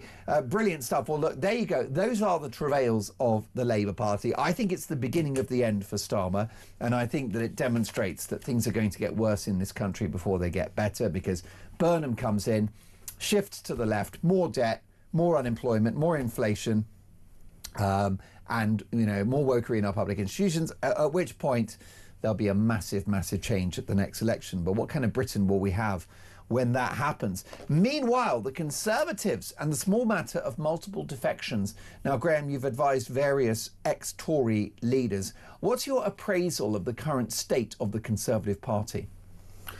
The generic defection was a game changer, because really, although there had been Nadeem Zahawi a few days before, he was the first genuine incumbent big beast to go over the trench. And it was a remarkable move in many ways, because Jenrick was definitely, irrespective of when a next leadership contest was going to occur, the favourite to be the next Conservative leader. Yeah.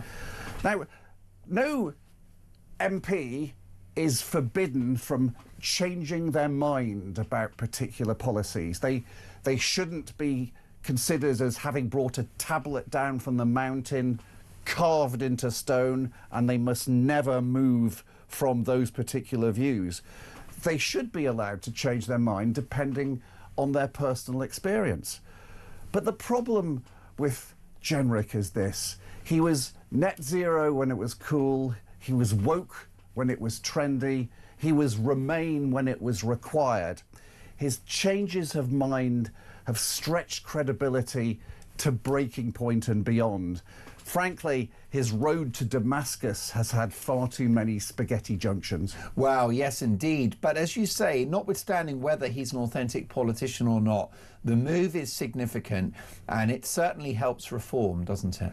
It does. I would say that Reform's share price, as it were, tweaked up by a couple of percentage points as a result. Yeah. You see, there's no doubt about it that Reform are still lacking in potential front bench experience.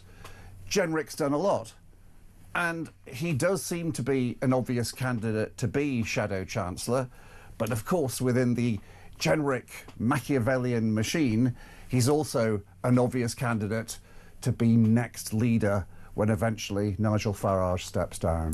Well, that's very interesting. Watch this space. How many more Tory traitors do you think are there within Kemi Badenoch's ranks?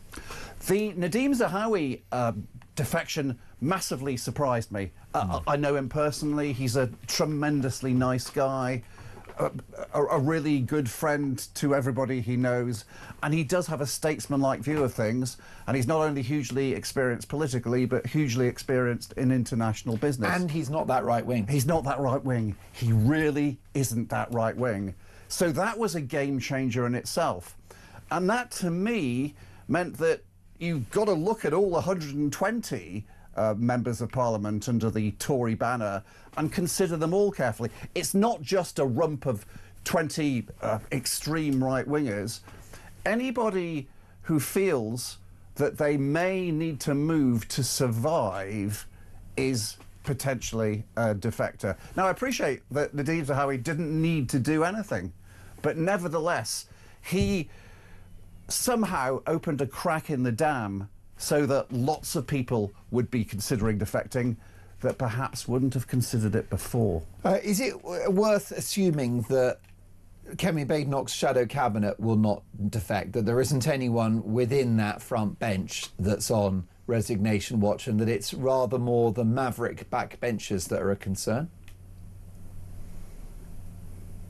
Or is it politics and never say never? There are a significant number of people within the Conservative Party and within the front bench who have something unusual about them, and that is this. They're not just right of centre, they're not just conservative in their viewpoints. They have a genuine affection for the Conservative Party, and they would feel any movement away from it, to the left or to the right or out of politics, as a betrayal in itself. And I believe, and my silence was caused, I was going through the shadow cabinet in my mind. There is a significant number of people within that category in the shadow cabinet. That's right, and you've even got backbenchers like Mark Francois. Actually, no, is he in shadow cabinet? I think he's got some sort of brief. But bottom line is, he was in the studio last week and he said, "Look, I'm tribal, and the Tories are my tribe." Indeed, that's the thing. And of course, the concept of differentiating between front and backbench, when there's only 120 MPs, they're all sort of on the front bench. Yes, I think he's got some kind of armed forces brief, and therefore that might also keep him in the fold. But what about some of those backbenchers? What about Katie Lamb? What about Suella Braverman? What about Esther McVey? OK. Katie Lamb is a very intelligent lady indeed. She has a remarkable background and a remarkable way of expressing herself. But she is also remarkably traditional in her views. Yes, she has robust views on immigration, for instance, and defence. But she is somebody who has a genuine, not just affection for the Conservative Party and for Conservative values, a love for them. She's not a potential defector. Within the Braverman family, there's already been a movement both in and out of reform. And this has epitomised one of reform's problems. You see, Rael Braverman left reform because of some really quite nasty remarks that Zia Yusuf made about Suella Braverman. Rael is a man of personal honour. One of reform's problems is that one of their big beasts, Zia Yusuf, has a formidable intellect, a brilliant debater, really sharp on question time. He gets to the point and he stays there. But he does have a rather acerbic, rasping personality that tends to push people away rather than bring them towards him. And his remarks and his attitude to people coming over might be, dare I say, a defection prevention device in itself. Well, this is exactly it. And then what about Esther McVey? Because she is a very high-profile Conservative MP, former Minister for Common Sense, a nationally known figure. That will be quite a scalp for Nigel Farage. It would be, because also, obviously, by virtue of her previous career, she's genuinely very telegenic. Yeah. And indeed, she's had a little bit of a low profile recently. And so she might be an obvious defection candidate because presumably, by virtue of being one of the relatively few big beasts within the reform machine, she would automatically get some form of front bench-ish spokesman role, which again would play to her strengths. Fascinating stuff. Well, you've been playing to your strengths all morning, Graham. It's been an education having you in the studio. Please come back soon. Graham Davis is a political broadcaster and the presentation coach. How can people find out more about what you do? Oh, they can just look me up at grahamdavis.co.uk. There you go. He's got his own website and everything. Thank you so much, Graham. We'll catch up very soon. Next up, would Andy Burnham be better than Keir Starmer in number 10? This is Talk Breakfast.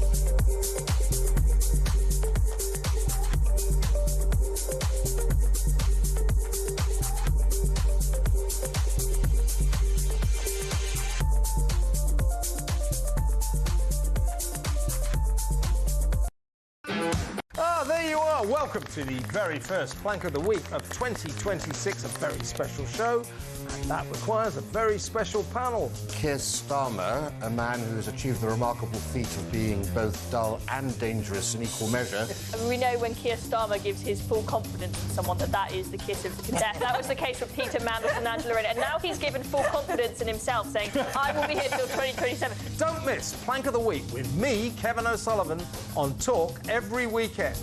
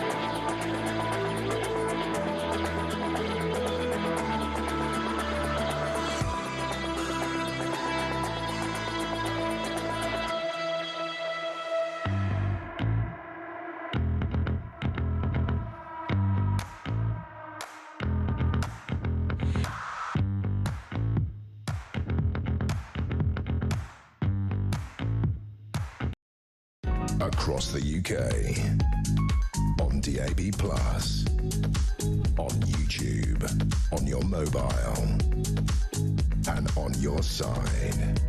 This is Talk. 7:29 Talk Breakfast. It is my professional political verdict that Keir Starmer is likely to be replaced by Andy Burnham in this calendar year. That's my view.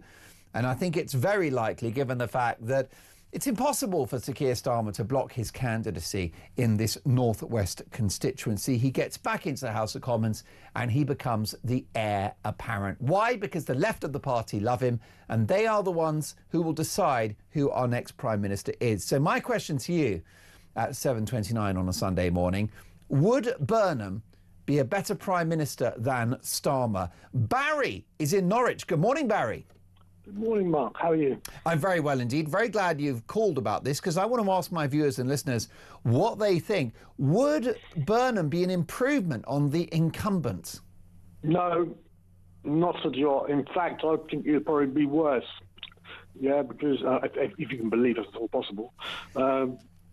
He's from the Blair brigade, isn't he? Yep, he is. He was a Blair acolyte. He's wrapped up in this rape gang and cover-up, isn't he? Well, you know, this is the thing, right? He's denied that there was any cover-up. But what I would say, of course, you're entitled to your view, Barry, and many take that view. I would certainly say that he wasn't a trailblazer for calling out those crimes. Well, none of them were they? But I will say this, No. I don't know if you're in agreement with this, but I've always said this.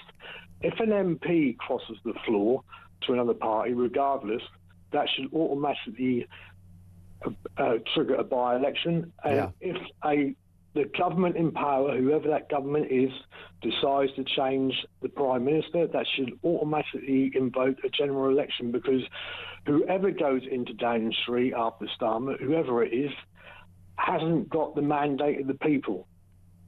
Yeah, and to be Prime Minister of this country, you need to have the mandate of the people, because the people are who you're working for. Well, that's exactly right, because people voted for Keir Starmer, Well, and if it was democracy. Burnham, Barry, it will be a much more left-wing agenda. I'll tell you who I think should have ran for the leadership. And I know you probably think I'm a bit gaga, but I think Angela Rayner on the basis of she's got a bit about her, hasn't she? I've seen her at the stats box. She's got that bit. She's got that. You know, people. You know, you listen to it. Do you know what I mean? She's got that. Bit I totally agree. She's got a backstory. She's got a personality. She's got character. She's a disruptor.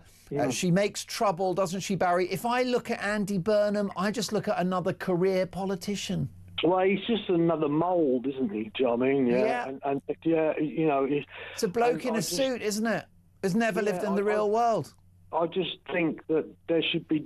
If every time they change leaders, there'd be a general election called, and I think the king should come into this now and say, look, all right, you need to sort it out, because if you don't, I'm going to dissolve Parliament and I'm going to call it an election, because what they're doing to this country, Mark, the Labour Party, is just, they are absolutely just finishing it up.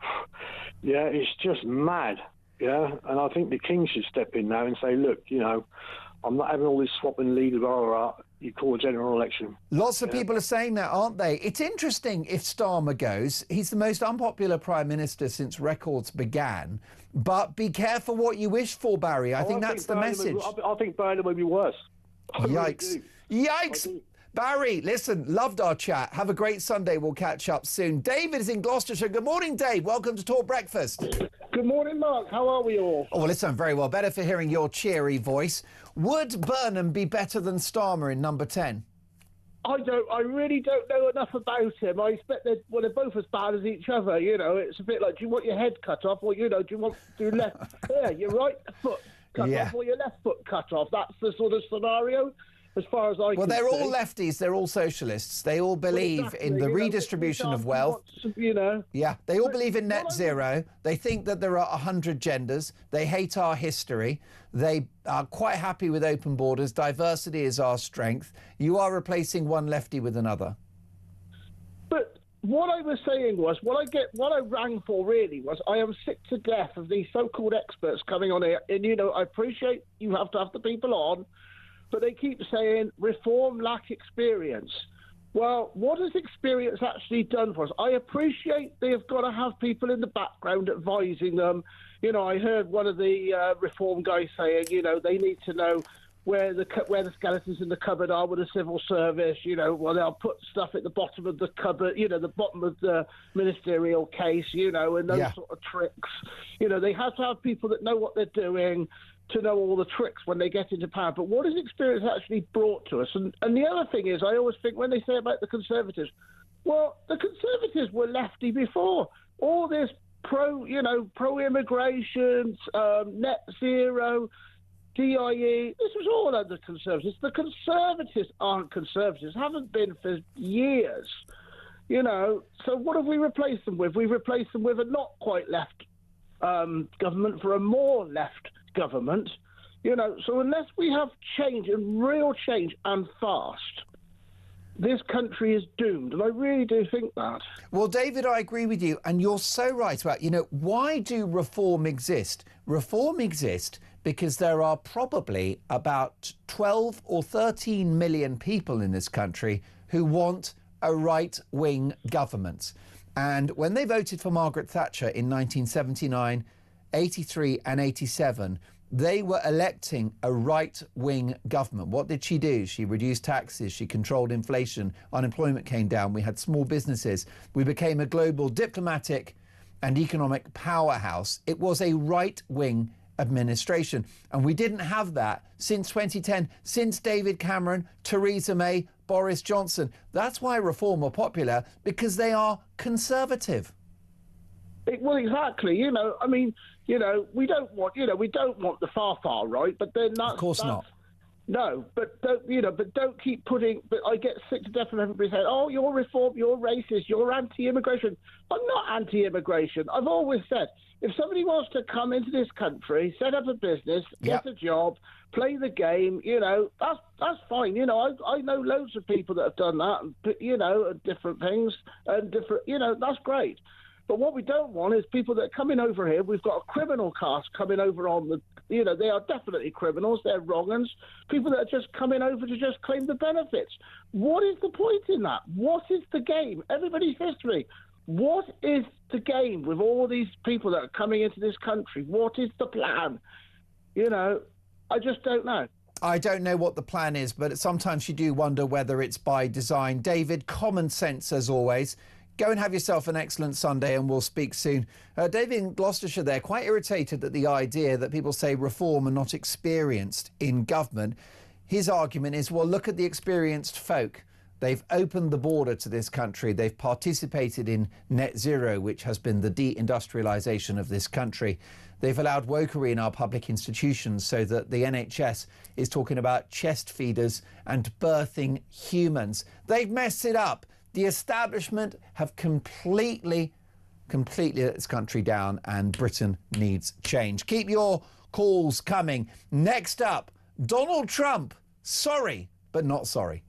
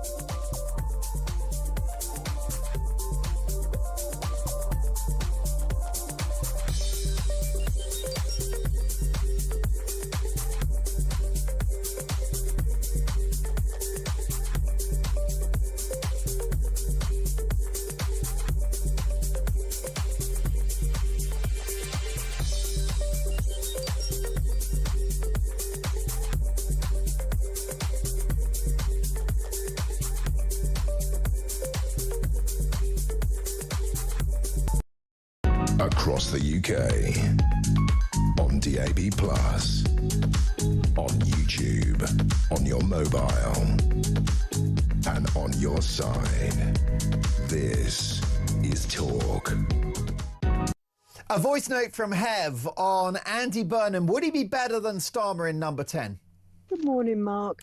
The backing of Andy Burnham, like Ed Miliband and all the others, they're all the ones that would like to take over from Starmer anyway. So I could see Andy Burnham would have a right old struggle, and they'd all be up for the top job themselves. So, I mean, it's all very well us saying, oh, yeah, get Starmer out. We need the whole party out. I mean, God knows what we'll get if Starmer goes. At least we know where we are with Starmer, which is like, right down in the doldrums. But I don't know, somehow I've got a feeling that Angela Rayner would be better than Starmer, but who knows? A lot of people are saying that. David's just said that. You said that, Hev. I would rather have Angela Rayner in number 10 than Andy Burnham, because Burnham's just another bloke in a suit, another cynical career politician. Angela Rayner, I don't agree with her about anything, but she's got something about her, hasn't she? She's got some spunk, that lady. I know she doesn't know how to pay tax and things like that, and she's lived in about 27 addresses. She's like an international spy. But the bottom line is that she has personality. She's got a backstory. She's lived in the real world. I'm not a fan. Don't get me wrong. Don't panic, folks.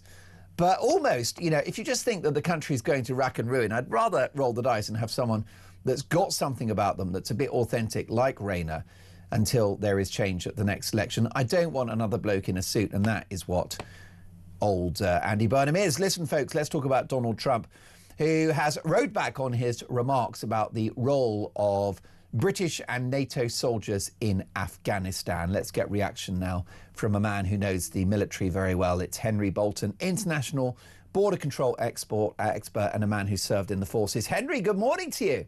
Good morning, Mark. Good morning. Donald Trump, sorry but not sorry is my estimation of his remarks. Yeah, indeed. As I understand it, both Keir Starmer has sort of sent back messages to Donald Trump about what his remarks, and I understand the King did as well.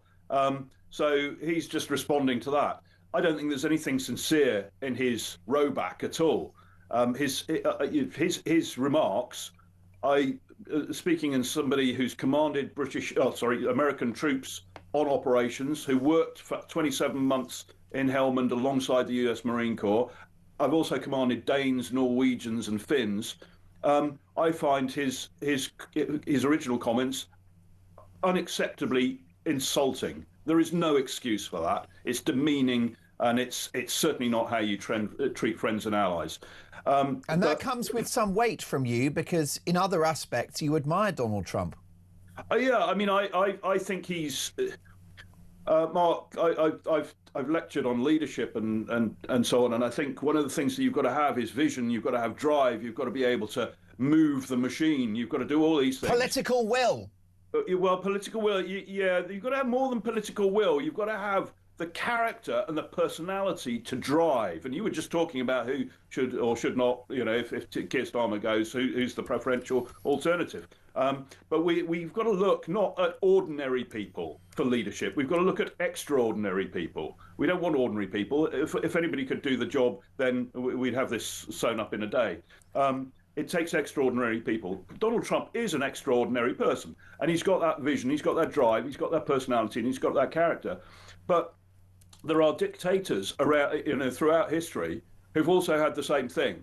And so then you come down to whether it's good leadership or whether it's bad. And Donald Trump has done some good things. I had hopes that he would do more, and he would do things in a more humane and morally correct manner. But this is an indication of that man. We're seeing who he really is. He didn't give a damn. He's a man who's dodged the draft on 3 or 5 occasions. He doesn't give a damn really about the lives that have been lost. That's all smoke and mirrors, because it's about his image. That's what I'm afraid of. And his rowback, frankly, was almost as bad, because he not only did he not apologise. He's for the offence that he's caused British veterans and their families. He didn't mention other allies at all. And then he had this flippant, I think he was trying to be funny, but this flippant remark that British troops are second to none, apart from the United States of America. He had to get that in there, didn't he? No, the man, sorry, I still completely respect the office of the President of the United States, but I no longer respect the man who holds it. Well, let me read you his tweet, his post on Truth Social in the last 24 hours, Henry. He's written, "The great and very brave soldiers of the United Kingdom will always be with the United States of America. In Afghanistan, 457 died. Many were badly injured, and they were among the greatest of all warriors. It's a bond too strong to ever be broken. The UK military, with tremendous heart and soul, is second to none, except for the USA, !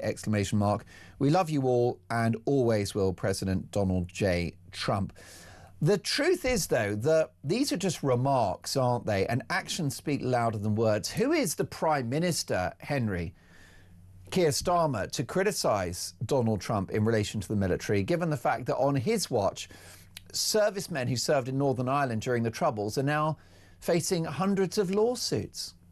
Yeah, Mark, we're behaving in the same way this morning. You said that you think Angela Rayner might be the right person to lead the Labour Party, but that doesn't mean to say that you're a fan of hers. Yeah. It's the same thing. Me criticising Donald Trump is no way saying that I support Keir Starmer. In no way. No, Keir Starmer, the Labour Party's pursuit of that changing that legislation is a scandal. The Labour Party's failure to invest in our military, particularly at this time. We used to be, for decades, the second biggest spender on defence. Now, it's not all about money.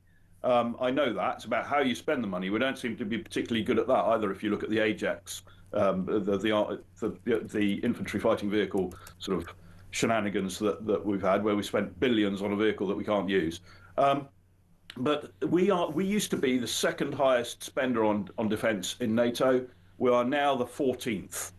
And that has a reflection down into what capabilities we have, how well we can look after our troops, how reliant we are on allies, how able we are to stand on our own 2 feet. And one of the problems that the United Kingdom faces now, whether it's a sort of slightly bullying sort of president of the United States, or whether it's the Russians or the Chinese or whoever it may be, is that we have forgotten how to use hard power, because we've basically surrendered hard power in favor of soft power, the humanitarian, soft, cuddly things. Well, that's all very well and good, and said until somebody comes along with a big stick and says, you know what, I don't give a damn about that soft power. You haven't got any hard power, so I'm going to come along and do X, Y, or Z. And we're not able to do anything about it if reality be known.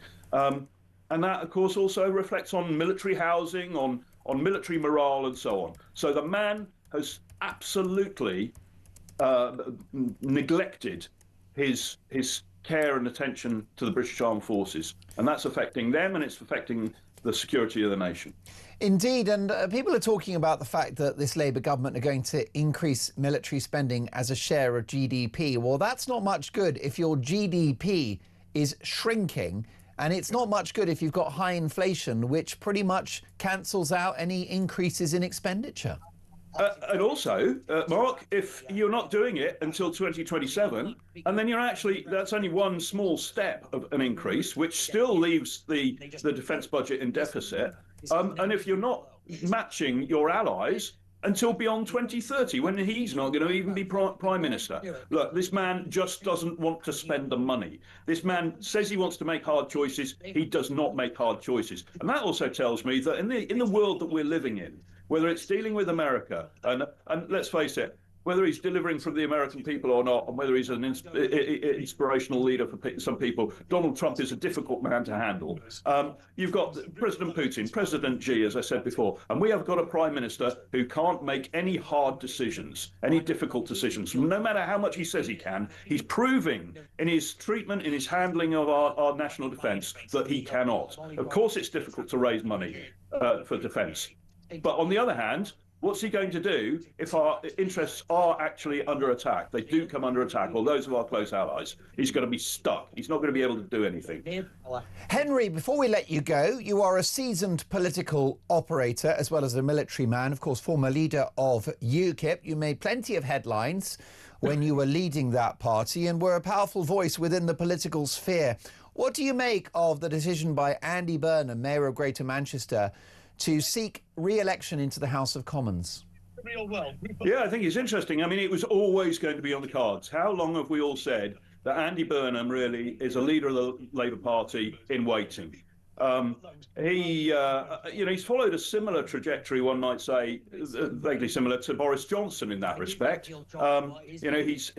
went into he's a high-profile mayor, and he's done, frankly, a very good job up there. There will be people who say he hasn't, but he has done a good job. He's charismatic. He's a good communicator, smooth political operator. I think, this is obviously he knows very well that this is perceived to be a step towards the leadership, and in taking that step, he is accepting that trajectory. So when and how, I don't know, but Andy Burnham is going to stand for the leadership of the Labour Party. I have no doubt whatsoever. So, he's made a strategic political decision in terms of himself and the Labour Party there, I think. I mean, it's the beginning of the end for Starmer. He'll be out before Christmas, won't he? Well, I'm not sure. It does depend. They're going to get an absolute drubbing in the May elections. How's the party going to respond then? It's always difficult to call that, Mark, because think that it is true that a week is a long time in politics. Keir Starmer could find a little bit of a glory moment that gives him a bit more of a grip on the leadership. But Andy Burnham won't want to be. He will have made the calculation that Starmer is there for some time yet, I think. Because they don't want, as a party, to do what the Conservatives did, what UKIP did, which is to repeat leadership contests over and over again. It doesn't look good. It's not a good look at all, and it destabilises the party and factionalises it. And I can tell you, as a leader, you don't want a factionalised party. Henry, a man that's been there and got the T-shirt, privileged to have you on the programme. Look forward to catching up soon. International border control expert, former leader of UKIP, Henry Bolton, OBE, let us not forget. Would Burnham be better than Starmer in number 10? Your calls next.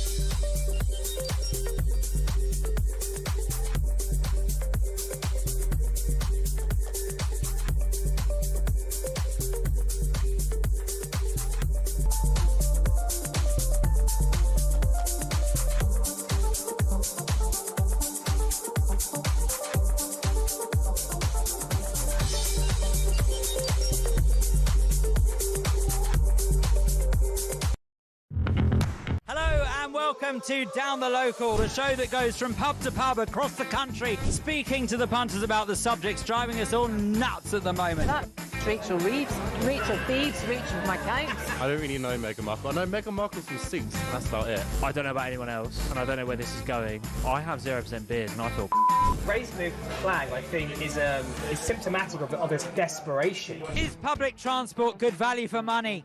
No, it isn't. You really don't like speaking to people.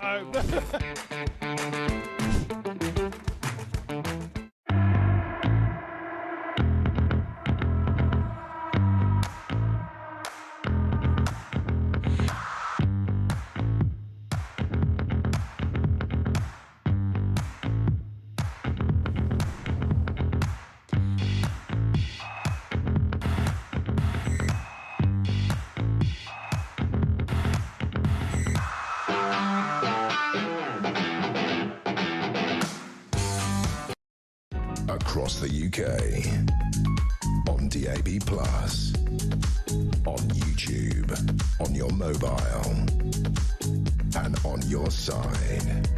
This is Talk. Well, it is Talk Breakfast. It is 7:54. What about this question for you this morning? Would Andy Burnham be a better Prime Minister than Sir Keir Starmer? Let's have a listen to the views of Jeff in Hastings. Good morning, Jeff. Good morning, Mark. Good morning, everyone on the team. I've spoke to you before, Mark. You might remember me. I do. I can never forget, Jeffrey. Do you know what? You said I was a man on fire. Well, you know, when I first started watching the programme, I was infuriated at what I was hearing about what's going on. I've calmed down a little bit now, so I'm not so frustrated. But personally, as far as Andy Burnham is concerned, taking over, I don't know the guy. I'll be honest with you, I know nothing about him. But as I said to your guy on the phone there, that Keir Starmer gave us a load of promises, and who's to say the next one in is going to do the same thing and lead us down the garden path, if you like. Yeah. Angela Rayner, she's been done for tax things and all that sort of stuff. And, you know, there's an old saying, never give a mug an even break, yeah? Personally, I think you, Jeremy, and all the other guys on the team should be running for the Prime Minister thing and the running of the country, because you all know exactly what you're talking about. You're very intelligent, and that is far away from the Labour Party and the Conservatives. I think the plan from the Conservatives, the mandate, has been running on to the Labour. They're all on the same team, mate, and they're all going for the same mandate all the time. And honestly, I can normally look at people and say, yeah, I've got a bit of trust there. It's like an inner feeling, yeah? Yeah, a gut feeling. I may be wrong as well, but I tell you what, none of them in the running there. You need a good clear out, as I said about the BBC, and you've got to have some fresh heads in there. And you guys at Talk TV, if we could have 20 or 30 people like you running the country, I would be a very, very happy man. Jeff, that's very kind of you to say, and I'm sure you're over-promoting me with your suggestion that I should be in office. What I will say, though, is that if I were in power, my focus would be the British people. My focus would be inflation, which is a tax on everyone. My focus would be on unemployment, which is a great social ill. My focus would be on the national debt, which is going to be shouldered by future generations. So I might completely mess up if I was in power, Jeff, but I would care. I'm not sure that this lot care. No, they don't. They don't, mate. We do, the people listening. I've heard a few of your callers today, and it all makes sense what they're saying. We've got it absolutely right. But where is this borderline that we can cross and change it all? And personally, I don't trust any of them there, mate. They're all in the same team. Sorry, my little dog's barking. Someone's at the door. Is it? Oh, I was going to say it's walkies. Who's visiting your property at 7:57 on a Sunday morning, Jeffrey? I don't think they're visiting me. I think they're just my neighbours next nearby. door. They've got another little doggy, and I think she's knows they're there. It's all kicked off. But you know, honestly, mate, to be honest with you, you know, like I say, I'm not over promoting you, but what I'm saying is, if there was some, let's say it another way, if there's someone like you with your intelligence and your team with the knowledge you've got, and some of your people, the advisors that give good advice on there, they know what they're talking about.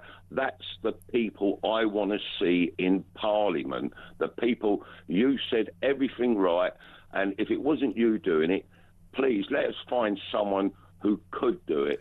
Well, it's not complicated, is it, Jeff? I would reduce the welfare budget because the country's broke. We live beyond our means. I'd get rid of net zero because energy security is national security. I would close the borders of this country, and I would quite happily break international law and face sanctions from other countries in order to make that happen. And I think that's what you need. It's that sort of Trumpian impulse, Jeff, to say, do you know what? We're not going to follow the rules anymore. We're going to serve the national interest. Do you know, there's an old saying, Mark, and it says you might as well fall flat on your face as bend over backwards for someone. Yeah. And that's what's happening in this country. I mean, I don't know why. Why can't they must be seeing the damage that's happening to this country. Get the big old cruiser ships out in the English Channel, get them on it and get them out of here, because they are absolute trouble. And as I said a long time ago, when they were talking about invasions of Britain, the enemy is already in the country, mate. I see. That's how I see it. Well, look at the crime and look at the terror threats from certain communities. It's a shocker, isn't it? Jeff, thank you for your kind words. Keep that conversation going. We'll speak soon. Would Burnham be better than Starmer? This is Talk Breakfast. So much to get through. Dolan's dispatch on the way. So much to come.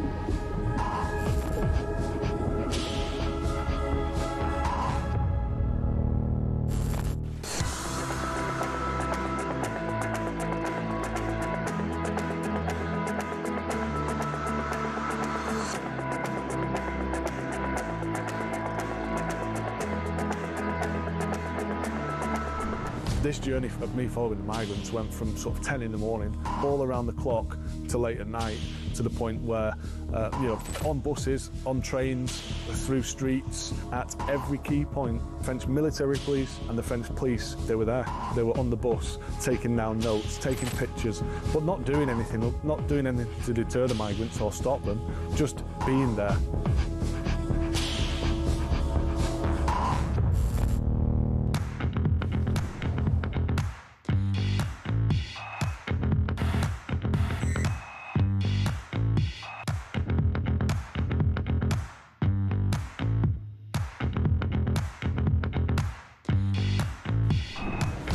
I was sat in the tent and he was showing me through photos of his phone, scrolling through.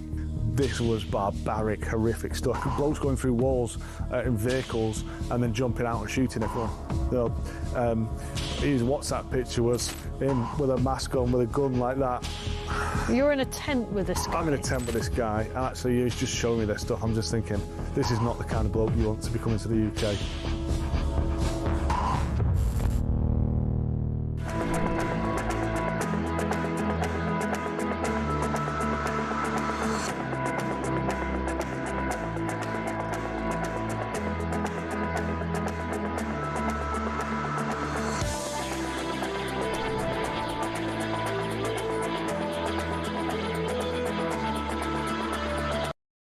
Across the UK, on DAB+, on YouTube, on your mobile, and on your side. This is Talk.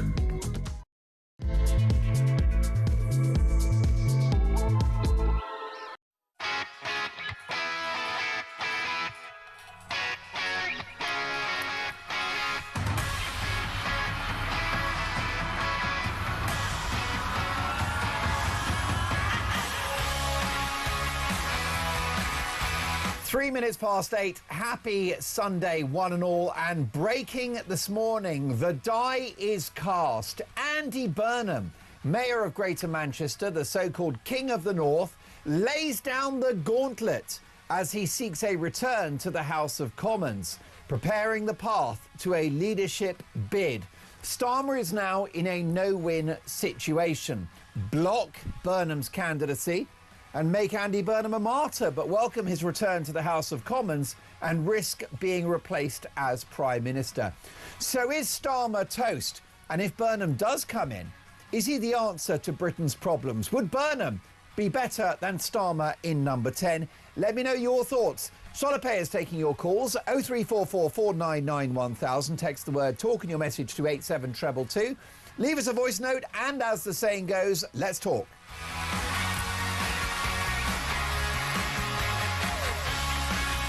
And let's kick off with today's front pages. The Sunday Telegraph. Starmer faces civil war over Burnham. Sir Keir Starmer is facing a growing mutiny after Andy Burnham declared his intention to return to Westminster.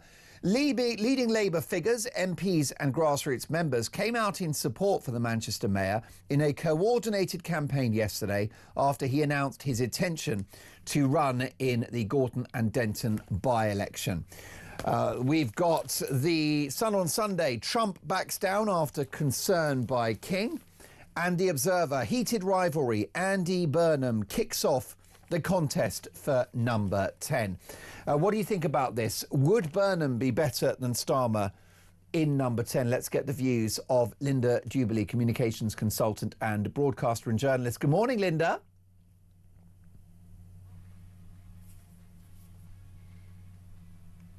Now, we're just connecting to Linda. We need to put 10p in the meter because this show isn't just thrown together. Linda, top of the morning, and welcome to Talk Breakfast. This news, well, whichever way you look, it's bad news for Starmer, isn't it? Yeah, it's if you are playing chess, you would call this checkmate, because he's gone all the way down the path now.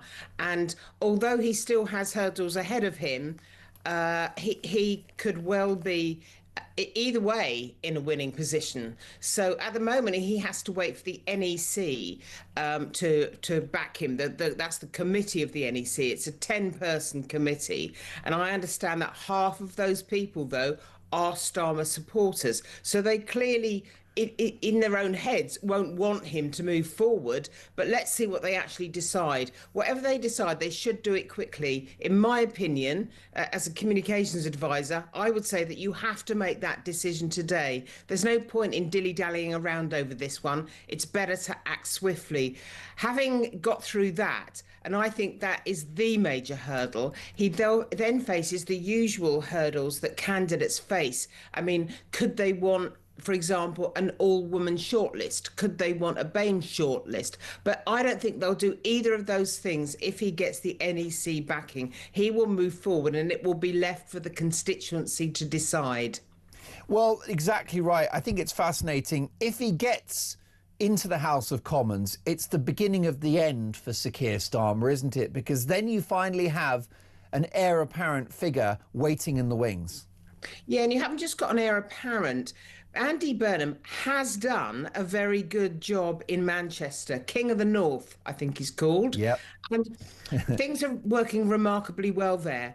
And he does have the key qualities that Sir Keir Starmer does not have. Whatever you think of both of them, they're both intelligent, well-educated men. The fact is that Andy Burnham is an excellent communicator, and he has bags of charisma. He has the things that Keir Starmer doesn't have that make him immensely popular with the voting public. So I suspect that if he gets forward as far as the constituency selection, he will get onto the long list of candidates and then onto the short list. So I think it's looking good for him. I think there is a clear pathway, and I think he had no choice but to do this. I mean, it's so rare that all these opportunities for moving forward come forward together. The time might not have been 100% right, but I think that he would have regret not doing something rather than doing something. So obviously he's chosen to go forward. I mean, I think that involves a degree of courage. I think it does. A roll of the dice. It shows ambition, and perhaps Andy Burnham feels that he's done his time as the Greater Manchester mayor, that he's been on that journey, seen it, got the T-shirt, ready to move on. I mean, I think there is some thought that he is foisting a by-election on a city where no one wants to be spending this kind of money when we should be spending money on, for example, our defence and many other areas that need the money. So he's foisted a by-election possibly on a city, and it will have to pay for it. And also, you know, he did make a pledge to those voters that he would serve until 2028. And I think that those who oppose him will make the point that he has broken that promise to the very people who elected him into this position. Who knows what other promises he could break in another situation. Most definitely. If he's going to win the leadership, which remains his ambition, he's going to have to shift the party to the left, isn't he? Which is a major problem, considering the government is currently running a budget deficit. I think that is a very, very big problem. I mean, and then the problem with socialism is that they're very good at spending other people's money, and they're very good at introducing policies that fit with their ideology but do not fit with the current economic circumstances. So you're right, he is more left-wing than Starmer, and that may well suit those backbench MPs that have voted down changes to the benefit system that Sir Keir Starmer wanted. So yeah, he is further left than Starmer. That might be more popular inside the party. I don't know how successful that will be for us as a country going forward, when we know perfectly well that we have to increase defence spending, and we've made a commitment to raise it to 3% of GDPR. Well, that's right. I mean, I've been encouraged by some of the noises from Shabana Mahmood and from Wes Streeting, but they're both on the right of the party and therefore unlikely to scoop the top prize should Starmer fall. But the issue is, at the moment, you know, what does the country need? It needs strict border control. We need to reduce public spending. We need to dilute net zero. We need to remove wokery from our public institutions, with the NHS talking about chest feeders. None of that will happen under the future leader of the Labour Party, because the electorate, the membership and those backbenchers don't agree with any of those policies. No, I mean, I have to say that I think Shabana Mahmood and Wes Streeting both are still in with a shout. They're very, very popular MPs, and I think increasingly Shabana Mahmood is seen as someone who has real leadership qualities. In the country, but maybe not in the party, Linda. No. In the party, yeah, she does have a fairly large degree of support. Doesn't mean to say she could win a leadership election, but I think people are behind her. I've heard people in the party tell me that they are admirers. So let's not rule her out, even in the party. But you are right. At the moment, we are facing enormous degrees of difficulty. You only had to listen to some of the speeches in Davos last week to realise that the whole world order is changing, that as a middle-ranking power, we have to build internal resilience. We have to be economically much more successful than we've been in the past. And we have to really think about how we stand going forward, and defence is going to be a very, very large part of that. I mean, there were big stories last week in Davos. We all know exactly what happened with President Trump and Greenland and what he said about our troops in Afghanistan. But the underlying content there was one of great seriousness. We live in perilous times, and we do have to address that. And so whoever moves forward as leader of the Labour Party is in a very difficult position, because inevitably, in order to do something for the country, they may well be in conflict with their ideology. Well, most definitely. And if you're going to be safe, if you're going to have a strong military, you need a strong economy, because it has to be paid for. And that's why we're in such a perilous position, and why, Linda, I really, really worry about the country shifting further left. I mean, it's interesting with old Starmer, isn't it? In terms of his eviction from number 10, be careful what you wish for. Yeah, I mean, I don't know how he's ended up in this position so quickly. It's beyond me, the great unraveling, how this has happened so quickly. He has a big majority, might be shallow, but it is a big majority. And to be in this position in such a short space of time, I mean, he is the least popular prime minister, in British recent history. It's extraordinary what's happened here. But I think, honestly, even before the May election results, and that may well be a further nail in the coffin, his days are probably numbered. Well, that's what I want to ask you next. Does he see out the year as Prime Minister? Difficult, because ejecting a Labour leader is not as easy for the Labour Party as it is for the Conservative Party. Well, am I right in thinking that the key number would be 80 MPs? 80. Yeah. And you don't think that there are 80 MPs fearing for their political lives that might press the nuclear I bet button? there are. It's whether they come forward and do something about it. I mean, remember with the Tory psychodrama that was going on, and they were changing their leaders, all the time. That it was what was going on behind closed doors. What were the numbers? Were the numbers going up bit by bit? Tiny incremental moves, and then suddenly the herd, as Boris Johnson famously said, the herd moved. I think there are definitely enough people now who feel as though they want a new Labour leader in the Labour Party. There definitely are enough people. It's how they play their hand that tells us what sort of time frame we're looking at. Well, it's an interesting time frame to watch, isn't it? By the way, no guarantee that Andy Burnham wins this by-election. Yeah, that's the point. That's the actual point. Go figure. This is a three-way seat, or it could go any one of three ways. So we know that the Green Party has shown its interest. We know that Reform is very interested. I don't think Reform will choose a high-profile candidate. I think Reform will choose a local candidate. But the Green Party could do very well here, because the profile of that constituency is that they are younger than the average. So you've got a younger profile than average for the UK, and we know that the Green Party appeals to younger people. People over 50, which could vote for Reform, and that may well turn out to be their heartland, only constitute 17% of that constituency. So the profile of the seat is an interesting one to watch. And you're right, there is no guarantee actually that Andy Burnham would win it. And that would be a terrible thing for him and all the people in Manchester that he so clearly left behind. Most definitely. Very briefly, Linda, do you think that Starmer will block his candidacy, or do you think he'll accept the inevitable and allow him to run?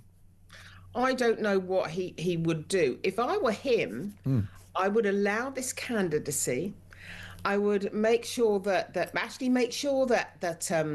Andy Burnham got back into the Commons, but I would have a really thorough, behind closed doors meeting with him that suggested, look, if you toe the line over the next couple of years, then I will endorse your candidacy as the next leader of the Labour Party. A kind of Tony Blair, Gordon Brown moment. But I don't know whether Keir Starmer's going to do that. I think he might just decide, to do his best to block the whole move. And I think that would be unpopular on many levels. Brilliant. Well, listen, you're popular on every level. Linda, thank you so much for your wise input on that one. Communications expert, journalist and broadcaster, Linda Jubilee. Would Burnham be better than Starmer in number 10? This is Talk Breakfast.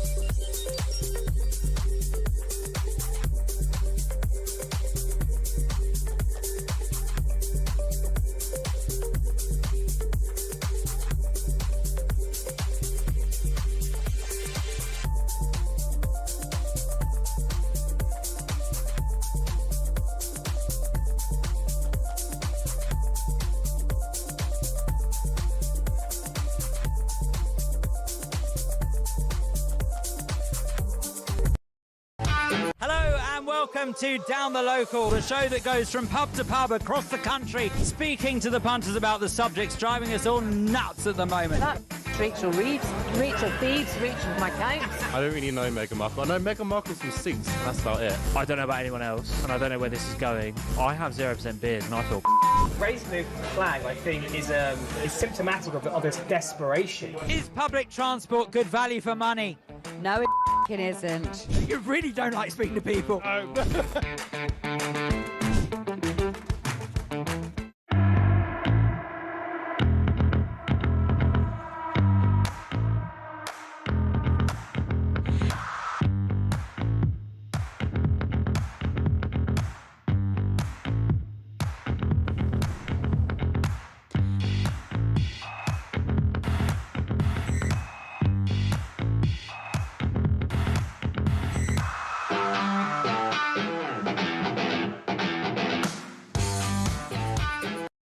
Across the UK, on DAB+, on YouTube, on your mobile, and on your side.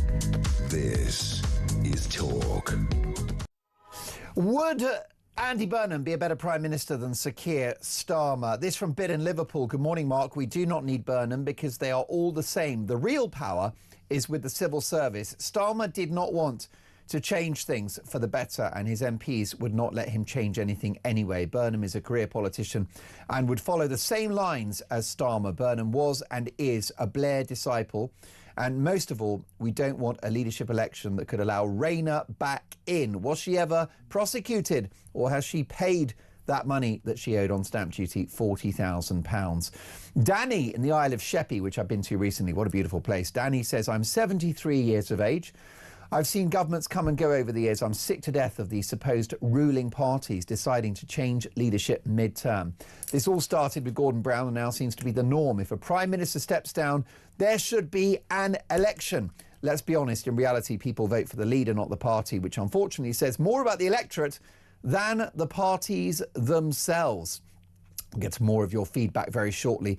Live in the studio now, broadcaster and political commentator Peter Barnes. Good morning, Peter. Good morning. How are you doing? Well, very well. And I was glued to my phone like a political sado yesterday, and we hadn't heard from Andy Burnham until just after 5 p.m, at which point I got a text message from Dean Spencer, the executive producer of this show, saying Starmer is toast. Is he right? Oh, I don't know. This is really difficult because the Labour Party is incredibly complex because it makes the Tory Party look like happy families. It is rather ridiculous that people think that the Labour Party can all move together as one. They hate each other more than any other political party. You're right. The Labour Party is structurally and institutionally tribal. Oh, incredibly so. Like, more so than I would say even Reform and, you know, the issues they've got with Advance and the Tories. The Tories are like a kind of Dulux colour chart, aren't they? It's a little bit, you know... I consider them to be like the five families from The Godfather. They'll all work together on necessary, but they all have their individual parts, and they'll put aside bits to come together at their general election. The Labour Party don't do that. Going back to the 80s, you had the Tory Wets, and then you had the Thatcherites. Well, they governed for a decade. Yes, they did. But then also there's lots of other little groups within those groups as well. So there's a power dynamics in every political party. But Labour's different. Labour is different. It's a very uncomfortable constituency of... Yeah. It's a fine line between the kind of what I call the managerial class and the ideological class. In other words, you've got the hard left, the kind of the Corbynistas, the one that got into the Labour Party to kind of tear down this establishment, all that kind of thing. And then you have the people that are that came in through the professional industries like the law or accounting and that kind of stuff. And they see the Labour Party as a kind of a tool to use. In other words, to actually, they think that they can, you know, fix the country, but they have no idea what they're doing. But it is interesting to see that kind of finally come to a head. And I had a feeling it would come under Starmer because he doesn't stand for anything, and usually for a leader that's actually not that bad. But it is interesting that because he said everything to everybody and offered everybody everything, he's no tribe. He's tribeless. He's the only Labour person I could think of that doesn't belong to another person, and it's fascinating that he has managed to climb that party like that. All I can think of is he kind of climbed the coattails of Corbyn when he was Brexit secretary, and then he vanished on anti-Semitism. He disappeared. You couldn't find him. We call it submarining. You go underwater. You can't find anyone. Yes, because at that time the shadow cabinet saw multiple resignations. And Starmer stuck around. And you know who also didn't stick around? Andy Burnham. Andy Burnham predicted this all. He has probably one of the best political acumens out of anybody in the Labour Party, which I find interesting because I don't think he's very good at anything else, but he's good at surviving, which is why he's making this hop, skip and a jump, because it's likely that the Reform Party will probably take the Greater Manchester Mayor, I think. At the moment, that's where the polls are trending in that direction, so he doesn't want to be the Labour guy that lost it to Nige. I think that's a big factor for him. And do you think that Labour will lose the mayoralty of Greater Manchester prematurely when there is an inevitable election? Well, the mayoral contest in Greater Manchester, would that be in the May of this year? I think it is, actually, but I don't know. It'll be this year, won't it? Yes, but then I think they have like emergency elections if a mayor steps down, because that I'd have to go back through the Metro Mayors Act, because that's going to be my day. Thank you for Mark. You're Yes, so lucky. I know. I really want your life. Yes, thank you. Yes, it's Who wonderful. needs the pub and I know, and a a life. Sunday roast? No, but it will be interesting to see how that plays out, because I expect Reform to do very, very well. They'll need to put a lot of money into it, but I think it is a big testing for the general election, because it's red meat territory. So they've got to put. So you're saying Reform could take Greater Manchester this year? Yes, I think they could. And this by-election, Wow. I still think they could take it, but they've got to be smart. They've got to get the right candidate, the right strategy in terms of who they're going to pick and why they're picking them. Tell the narrative. Reform's very good at pointing at things going, that's bad. What they need to do is get a candidate, a local one in particular, and start to tell a story about their time in that constituency and what they've done to make it better. How they're the guy on the street. They're not the Andy Burnhams who opens like C-suite kind of guy. They've got to be an on-the-ground, real person, and that is how they win. It's how our politics has trended for quite some time. They want authenticity. It's why Nigel does so well. People believe, for some reason, his authenticity. And I think that's what Reform need to push on very, very hard, because the thing they're going to struggle with is the economy.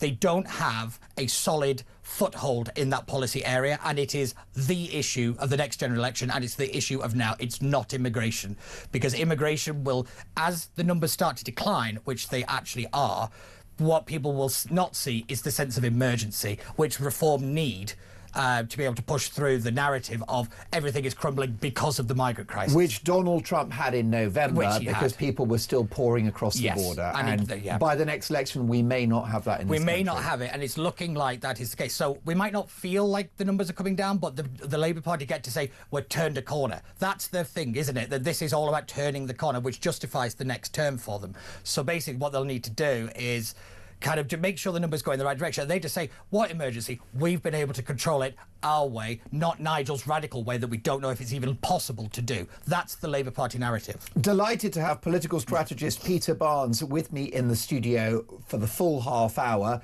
Joan is in Sunderland. Joan, is this the beginning of the end of Sir Keir Starmer's premiership?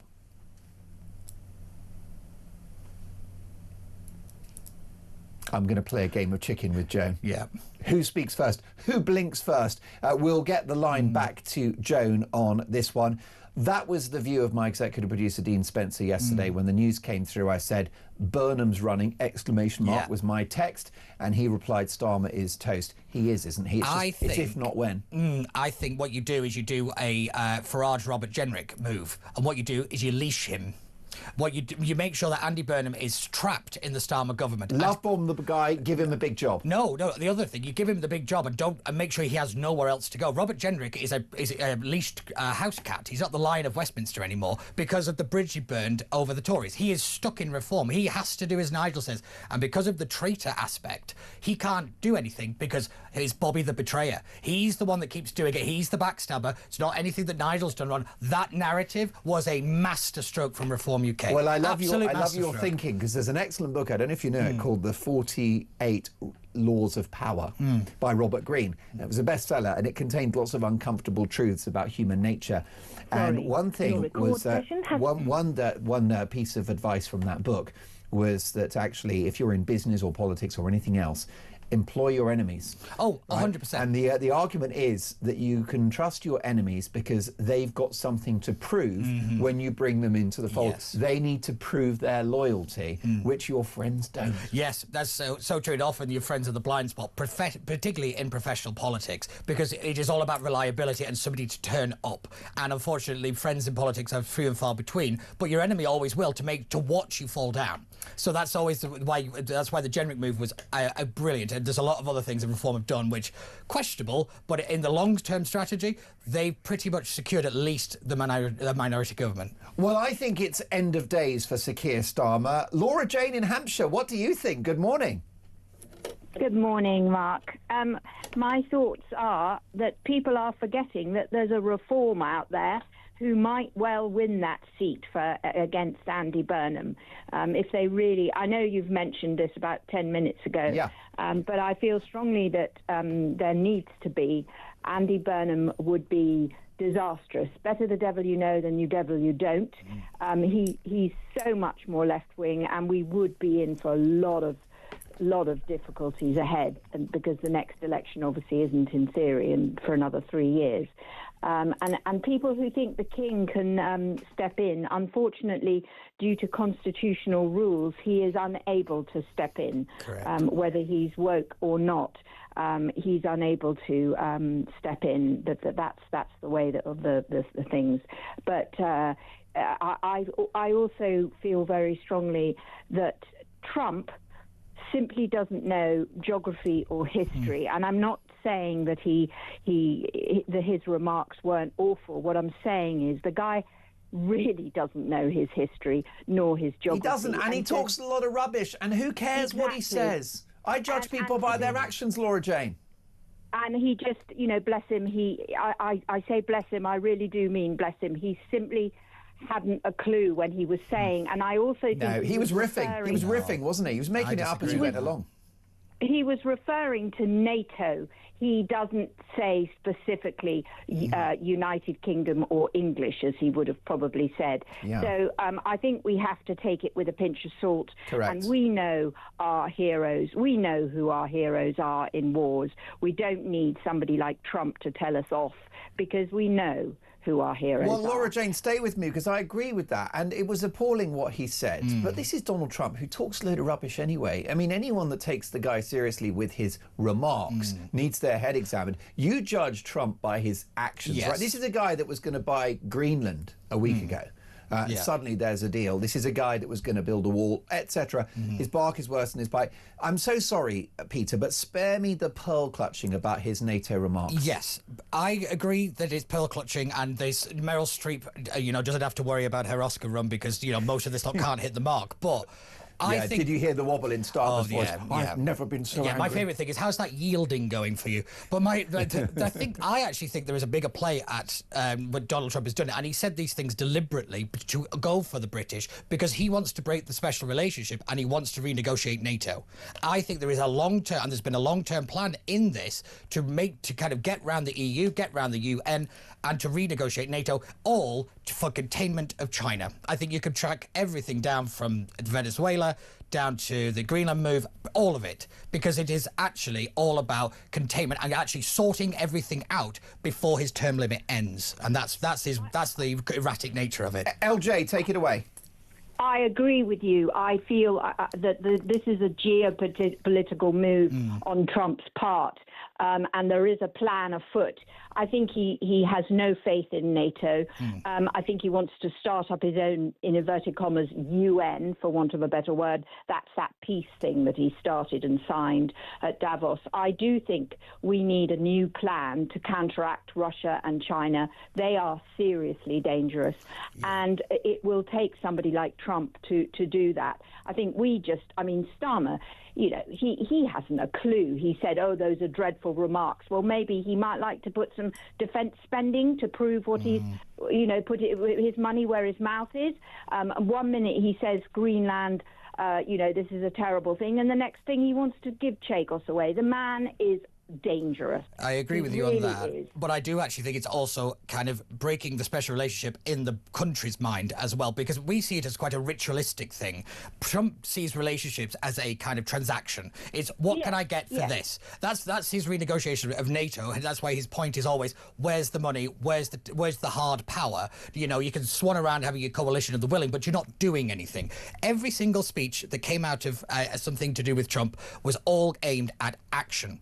At the WEF, everything. If you'd swap out Zelensky, it was Trump giving that speech because he basically got given it by the White House team the night before. Everything was about action. He was forcing NATO to decide, are they going to be players in this, or is Donald Trump just going to have to do it himself? But the reality is he can't do it himself, agree. so he's got to kind of save Europe, then he's got to hold down the Indo-Pacific region, hold the Arctic corridor, and then at some point, fix Gaza and Ukraine and Russia. You suddenly wonder why the guy has a very snappy temper when, we call it an allyship or the special relationship. It's an abusive relationship, and Britain is somewhat of the abuser in the situation. We have taken America for granted time after time after time, and we can't have Uncle Sam as Uncle Sucker, which is what Eisenhower said was going to happen, and Eisenhower has been proven correct. It is ridiculous. They pearl clutching and orange man bad nonsense I've seen come out of some people's mouths who are a lot smarter than that is irritating beyond belief, because they know there is a bigger story and they're not looking for it. And the pearl clutching about those remarks shows that their focus is trivial. Yes. That they don't really care about these serious tectonic geopolitical plates that are moving and which threaten our survival, Peter. Yes, without a doubt. Without a doubt. We're not safe. Well, no, we haven't been safe for years. This idea that, we're somehow not in a war. We've been in cyber wars, we've been in tech wars, war on terror. What do you think that was? It is laughable when people keep saying, we've lived in an era of peace. There's a lot of people in the world that live under tyranny, and a lot of people have died in wars. It's absolutely ridiculous. Laura Jane, take it away. Last word. Chinese embassy tells it all. Bang really. on. Wow. Bang on. Laura, you're coming in hot this morning. Will you please call me again urgently, because the country needs your wisdom. Thank you for your thoughts. Laura, by the way, Laura Jane, can I just ask you, is Trump gone by... Trump, no, there's if only. Is Starmer gone by Christmas, do you think? God, yes. God, absolutely. Wow. Isn't a hope. Not a hope. No, well, that's brilliant. Laura Jane, we'll catch up soon in Hampshire there. I've got a full switchboard. Would Burnham, I've got to get my... Trump, Burnham, Starmer. Would Burnham be a better Prime Minister than Sir Keir Starmer? More of your calls next, plus Peter Barnes. So much to get through. This is Talk Breakfast.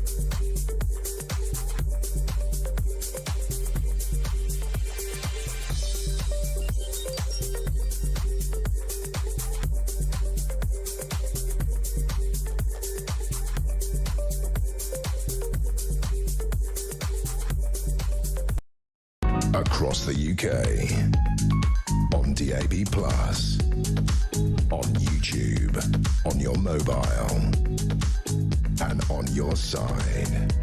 This is Talk. Would Andy Burnham be a better Prime Minister than Sir Keir Starmer? Eugenie is in East Sussex. Good morning. Have I pronounced your name correctly? Yes, Eugenie. Eugenie, listen, it's so good that you've called. I'm not sure we've spoken before. I'm delighted that you've called Talk Breakfast. What are your thoughts about this? Well, I feel aggrieved and strongly about it because our elections locally have been cancelled for the second time now. Yeah. And they said partly it's due to the cost, and yet the by-election from Andy Burnham is going to cost more. So how come it's all right for them to have that, but not for us in East Sussex? Make it make sense. You're absolutely right. The mayoral contest in Greater Manchester is going to cost the Labour Party £5 million bare minimum. The bottom line, Eugenie, is that this Labour government have cancelled the local elections. They're arguing because of the sort of redrawing of the political map and the bringing together of certain local authorities. But it's very convenient, isn't it? Because we know that if we had local elections, they would lose, and they would lose hard. That's right. And this is the second time we've had them cancelled. And how does it make you feel, Eugenie, as a citizen of this country, that you can't have your vote? Well, it makes me feel angry because people did a lot for us to get our votes, and we've just been ignored, and we've had no say in it at all, and we feel ignored That's the thing. Yes, I mean, there are some parts of the country, Eugenie, where people will have the same local authority for 7 years. Yes. I mean, you couldn't make it up. And they're talking about having the elections in 2027, 28, but that could be rolled over to 29. You know, the optics of this are outrageous, aren't they, for our democracy? Well, we just have an illusion of democracy, it seems. Wow, that is a damning verdict. Eugenie, thank you so much for your call. I think it was our first chat, and I hope the first of many. And that's the point. The assault on our democracy is quite shocking. The optics of this are shocking. But that's a Prime Minister who just doesn't have political antennae, does he? Yes, that's the thing. People have been calling it fascist and all the rest of it. I'd actually look at it as a managerial class. That he's looking at this as a problem on a spreadsheet. He doesn't understand the value of democracy because in his head it's just a way of, getting to the decision. He doesn't understand the principles of it, the actual point of your say in your government, because he just sees it as, the structure to which everything is formed, because he lives in the world of spreadsheets and databases and structure. That's how Keir Starmer works and operates. It's also how Rachel Reeves operates. It's why they've confused stagnation with stability. They don't like action. They don't like change, because change could mean something bad will happen. So therefore we have to make sure it doesn't happen because they don't take risk. So it's one of these things where the optics of it are abhorrent. I mean, how are we not having elections? I don't care how much they cost. I don't care how long they take. We should have elections at every single stage. You should have by-elections as well. When any elected official switches party, you've moved from the manifesto that you were elected on. The people should have a say whether they want you to stand on that new manifesto. I think that's only fair. I also think we should have a Fixed-Term Parliament Act now, purely because I don't like the fact that Keir Starmer can just yank that whenever he likes. I think that is terrifying. Simon is in Wigan. Simon, who's the winner here? Andy Burnham, Keir Starmer, Angela Rayner? What do you think? Well, the thing is, Mark, you're assuming that Burnham will actually get selected, because I actually know for a fact Starmer would prefer Bev Craig, who's actually the current head of Manchester City Council. She's a Northern Ireland woman. So actually, Burnham might not even get the chance to stand. See, so this is actually, if you look at the lady that runs Unison, the new one, she stepped in rather boldly and said that the Starmer, to stop the Andy Burnham campaign, can't play tricks inside the Labour Party. And considering the fact they're going to need a lot of money from the trade unions, I doubt Keir Starmer is going to be as free to operate in that way, that he's allowed other people to operate under his watch. Let's not forget what they did to, I can't remember, the woman MP who stood up for women's rights. I can't remember. It was Rosie Duffield. Rosie Duffield. It was his attack dogs that went after, and he wasn't aware of it. He was very good at the dirty side of politics. He's actually quite good at that stuff. But Gordon Brown was the same, by the way. Yes, 100%, because they're insecure in their own ability to lead, so therefore they lash out, and that's why you get bad leaders. And Gordon Brown employed some pretty nasty people. Oh, he did. He really, really did. And Damien McBride. Yep. To be fair, so they were effective, but they were attack dogs. So they were and ruthless. And ruthless. And that's what Starmer needs to stay in power. That's how Starmer is still in power. That's why I think he's still going to be there, because they won't unite behind a single candidate because of all the internal games that will go on. The NEC will just say, no, we're not doing it. Well, Simon, I've never disagreed with Peter Barnes in my whole life, but at 8:42 I might on this one, because, Simon, I think that if Andy Burnham gets into the House of Commons, and you're right to caveat that he may not win the by-election. But if he does, Simon, I think that he will be our next Prime Minister, because he's standing on a left-wing platform. Those backbenchers are left-wing. They blocked the reform to disability benefit. They're all woke. They're all pro-net zero and open borders, as are the party membership. So I think that if he gets in the Commons, he gets into number 10. What do you think? Well, like I say, if Keir Starmer has his way, it could be Bev Craig that's actually the candidate. But wouldn't that be suicide, Simon? Because then he'd be running scared off of his main rival, wouldn't he? No, I'm not sure, because I think all this is an academic argument, because I don't think this is going to come to pass. Because when George Galloway throws his hat in the ring, he is going to mop up all the Muslim vote in Gordon, and there's a huge Muslim community there. Very true. Interesting. So he takes the Muslim vote. A lot of the lefties go to the Greens. It's a very heavy student area as well. Absolutely, there's a lot of students living in there. The Greens should not be counted out in this. And then Reform will make their presence felt as well, Simon. I can see Reform coming through the middle, because there's a rumour that Zia Youssef will be their candidate. I've read that today, actually. I think that is a terrible idea, and I think he'll go down not very well in that particular constituency. But I can see the argument kind of in favour of it. But it is interesting that you bring up the Greens because nobody's talking about them, despite the fact that they have mopped up the vast majority of the youth vote that keeps the Labour Party in power. I think it's like, it's now something, the last poll I saw was like over 60% of young people are aimed now at the Green Party. So that is the evaporation from Labour is amazing, but also it is a real structural problem. This is the thing, we're now talking about politics in a structural way. It's the mechanics of actually getting elected, and it's not as easy as just make a nice speech, I'm afraid. Well, let's not also forget this. You might have actually an independent pro-Gaza candidate as well, and that's going to add another interesting dimension to this. If the Your Party thoughts, the Your Party, they still got the backers, they've still got the structure and the institutions, so maybe they could put somebody up. But if they do a deal with Galloway, that kind of cancels that out. But it's still the threat. It's still, yet again, a huge voter base that the Labour Party relies on that isn't as reliable as it used to be. And it's whether the younger people in the Muslim community are tending to go to the things like Your Party. The older lot are still, to a degree, stuck with the Labour Party because they've been fallen for the kind of the Islamophobia acts and all this kind of stuff. It's the younger generation that want the more radical change. That's second generation, basically. That's where the statistics lie, but we'll just have to wait and see, really. But I do think there is an argument that it's all academic as well.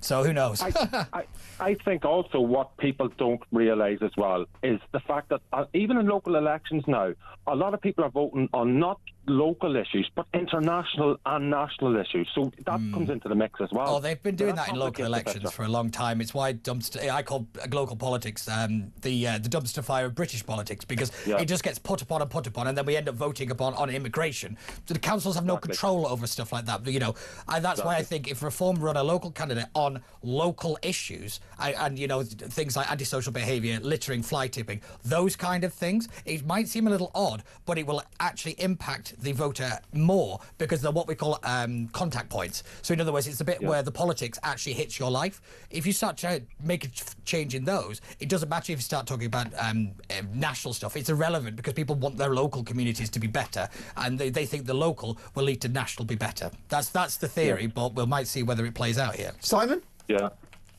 Yeah, well, let's see what happens. I still predict Reform will come through the middle. I think this is just going to be one of the most interesting by-elections we've had in years. I think there's so many dynamics to this. Simon, just imagine. Simon, can you imagine if Reform do the double and get Greater Manchester and they win this by-election as well? That would be politically seismic, would it not? That would be huge. I think even if they come second, it's seismic because it's proof. It's proof of a momentum, which is actually, I think, what Nigel needs more than a win. Because actually, you see, we're still building, we're still doing stuff. If he gets the win, the pressure is actually added up.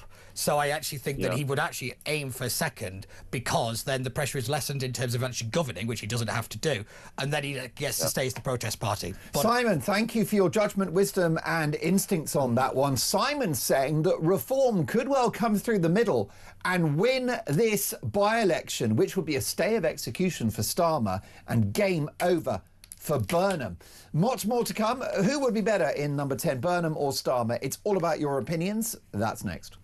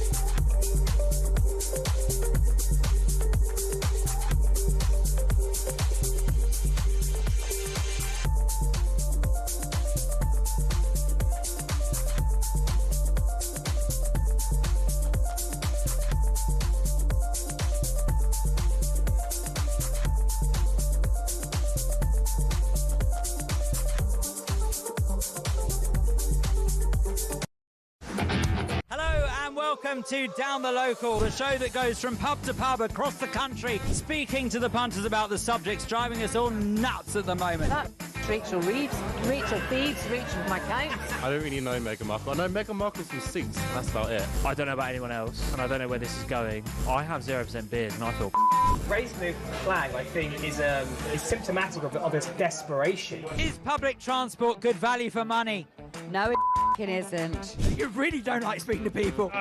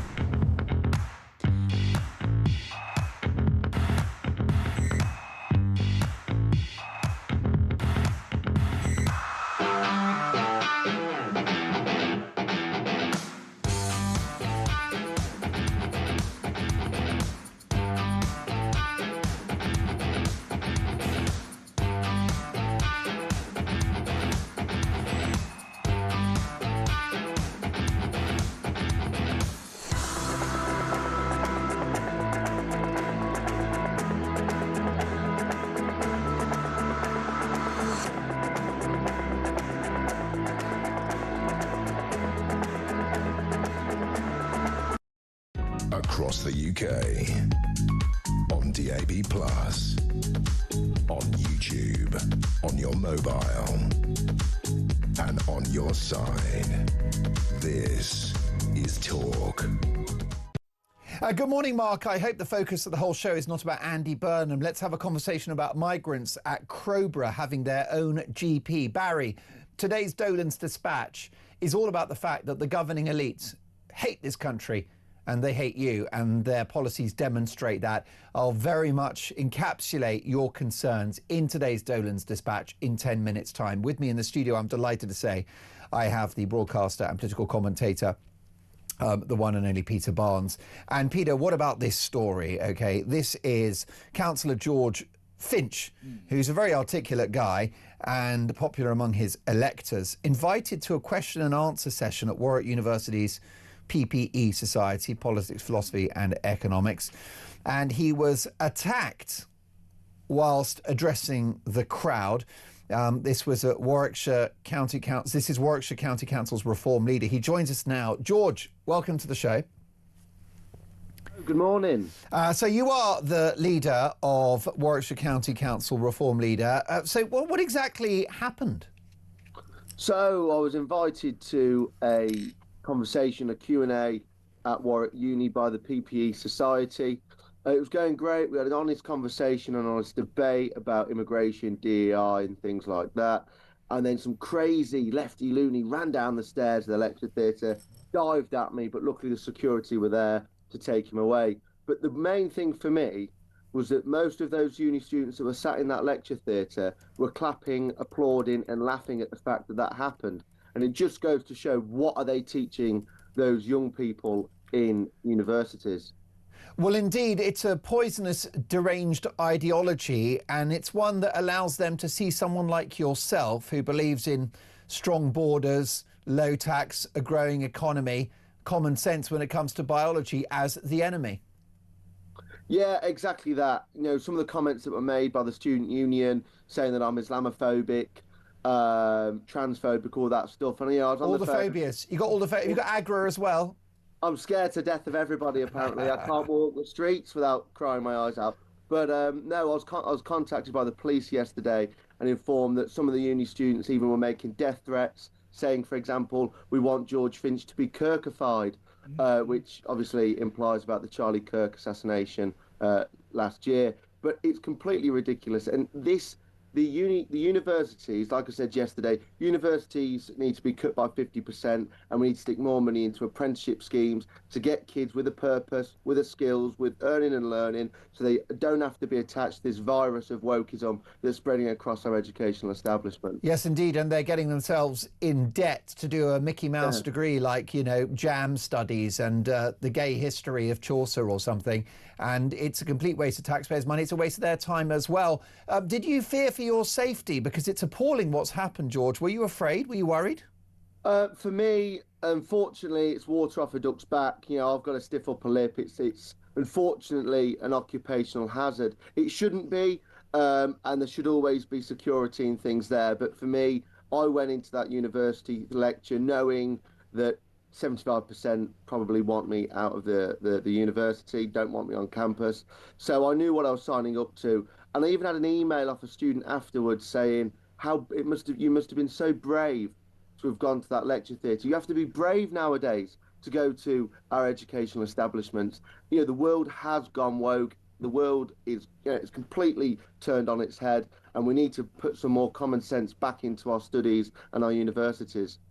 Now, I know, Peter Barnes, that you're constructively critical of the Reform UK project, but it's a worrying moment for our democracy that there are people in our midst, including young people at university, who see reform as far right, as dangerous, as something to actually be, you know, violent towards. Yeah, I'm going to lend a argument from our good friend Andre Walker and actually say that what happened here was an act of terrorism because they actually used violence and intimidation to shut down a political event which you as a citizen have the right to hear. That's what happened. An event which was designed for people to listen, engage in the political discourse in a civil format was disturbed, and violence was used as the weapon to make sure it was shut down. That is the textbook definition of it. I said the same thing when Nigel Farage got milkshaked. It is an act of terrorism because you're using violence and intimidation to shut down legitimate avenues of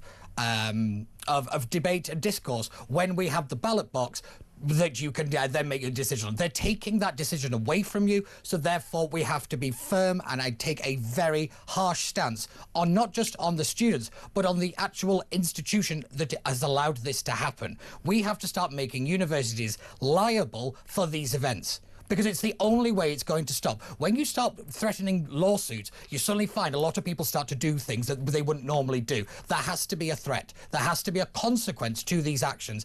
And unfortunately, under this government, we're not going to get it because we've got Bridget Phillipson, who's the Education Secretary, who pulled the Free Speech Act, which was going to allow greater access for academics to talk about these issues, to make sure that this was protected.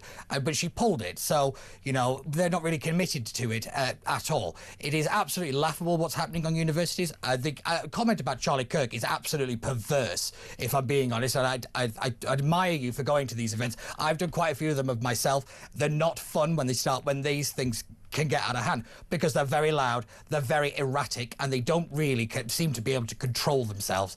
And it's not fun. No, and it's ironic, isn't it, George Finch, that these people consider themselves the good people? Yeah, they've got this, you know, self-created moral high ground, and they kind of shut us down, and they just assume that we're wrong.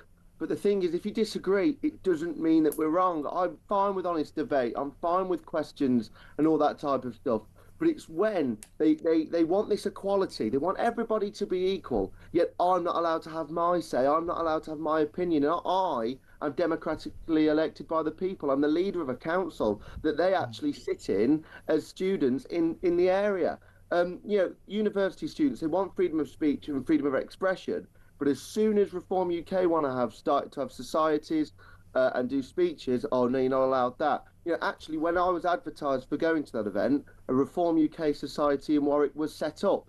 You know, it just goes to show that there is support out there. There are students with common sense and with a brain, but these uni students, most of them, have just come out of nappies. They're still drinking out of tippy cups, and they need to understand what the real world is like. I've seen it. I'm running a council. I see the hard decisions family have to make on a day-to-day basis, whether you feed your kids or you heat your home. Those are the decisions that many of my residents in Bedworth have to face. And these uni students are on a jolly. They're having a nice time. They're experiencing life. They're too busy feeling and thinking and not a lot of doing. And that's the problem there. University shouldn't be a 3-year course as well. They should go down to 2, make it more mainstream, get them in the class every day, not just swanning about, getting drunk, having hangovers. They need to have a little dose of reality. And George, unfortunately, this visceral hatred, this irrational hatred of Reform UK is not limited to universities, is it? It's nationwide, and it's making life very perilous for campaigners, for prospective parliamentary candidates, for councillors and many others. Yeah, no, exactly that. We've got instances in London where we had an old lady that was canvassing for reform. Someone tipped hot coffee on them. I've had it in my own area, some people swearing, screaming. But, you know, my advice to it is if you say, thank you, sir, madam, have a good rest of your day, they're the ones that have that anger inside of them. They're the ones that can go home, sit in their chair, start screaming to themselves, where I can go on my day and probably knock on the door next door and they're reform. So we count on that support on the ground, and it is increasing. So, yes, there are negative comments and things that we have to be careful of, and that's just the nature of politics. Unfortunately, it's got worse, and I do genuinely blame the Prime Minister, the Labour Party and the Greens at this, because they are stoking up this rhetoric and hatred against Reform UK. Look, we're not the ones that are going out attacking them. They're the ones attacking Well, us. yes, Lisa and Andy implying that actually Reform is a fascist party, case in point. George Finch, more power to you. We'll catch up soon. This is Talk Breakfast.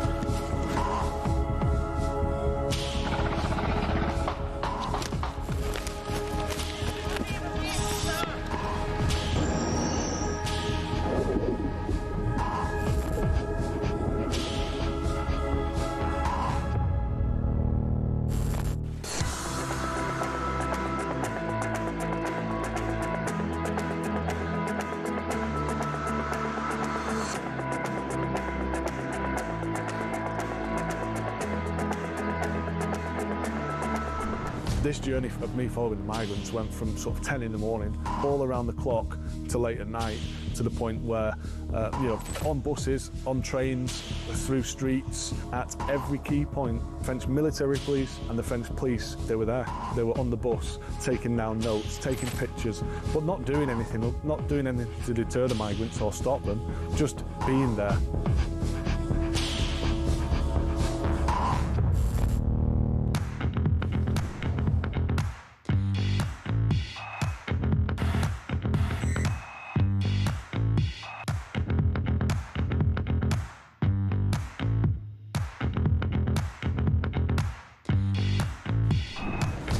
I was sat in the tent and he was showing me through photos of his phone, scrolling through.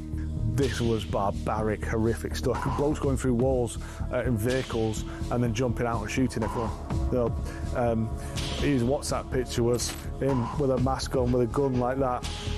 You're in a tent with this guy. I'm in a tent with this guy, and actually he's just showing me this stuff. I'm just thinking, this is not the kind of bloke you want to be coming to the UK.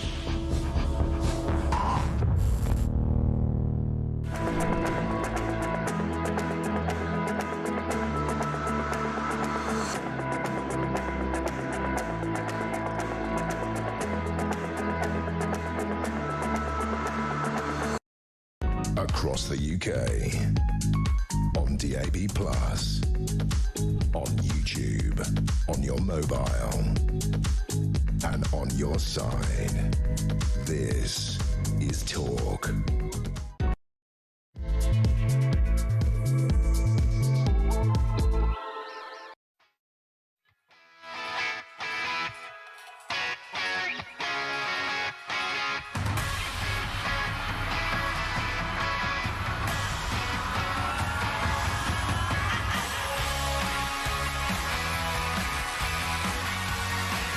(3:03) Talk Breakfast. Happy Sunday, one and all. And breaking this morning, the die is cast. Andy Burnham, Mayor of Greater Manchester, the so-called King of the North, lays down the gauntlet as he seeks a return to the House of Commons, preparing the path for a leadership bid.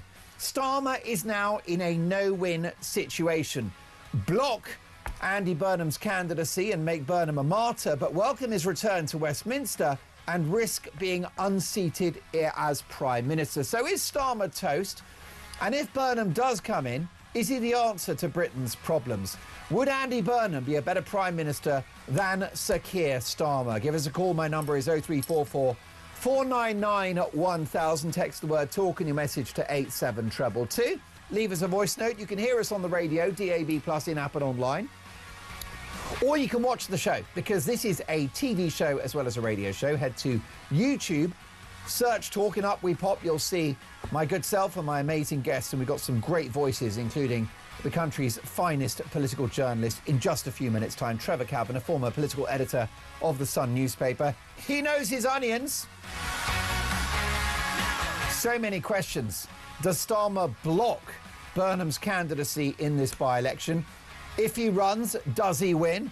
Do reform come through the middle? And is it the beginning of the end of Sir Keir Starmer's premiership? So much to get through. As the saying goes, let's talk.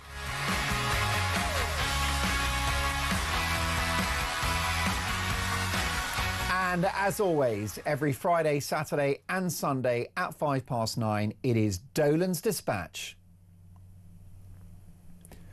The painful realisation to which I've arrived is that those who govern us hate us. And I don't just mean this Labour government, I mean the broader political and bureaucratic establishment. Now, Sir Keir Starmer is a catastrophic Prime Minister, no question about that. But he hasn't destroyed Britain in 18 months. This has been going on for decades. In fact, the last time that I can think of a government that worked on our behalf was all the way back in the 1980s and the Iron Lady, Mrs. Thatcher. Now, it's very clear that she got things wrong, including the neglect of mining communities after the scaling back of our coal industry. But the public, even then, were empowered by Margaret Thatcher, because in the Thatcher years, in the 1980s, we were encouraged as a population to start a small business. We could buy our council house or council flat and have a very real stake in the economy. We were able to keep more of our money through low taxes. We were able, as a population, to buy shares in public companies. The 70s saw Britain in the death throes of socialism. We were a gloomy, failed state with blackouts, endless strikes, the cult of welfarism and impending bankruptcy. But by the end of the 80s, Britain was a confident economic, political and diplomatic powerhouse, powered by the people. It was an administration that encouraged the public to make something of their lives. Those in power empowered us. Even Del Boy from Only Fools and Horses. He started the 80s as a lowly street trader, ultimately becoming a briefcase-brandishing, upwardly mobile yuppie. Roll on 3 decades, 4 decades now, since Thatcher arrived, and we are not empowered by those who govern us. Far from it. We are weakened, we are controlled, bullied, gaslit, manipulated, and stepped upon. They've even given up on democracy with cancelled local elections and a previous almighty effort to reverse Brexit. Such is their contempt for the popular will. And now the actions of those who govern us are working against our best interests. They've been printing money since 2008. They're still printing money paid for by us via the egregious universal tax of inflation.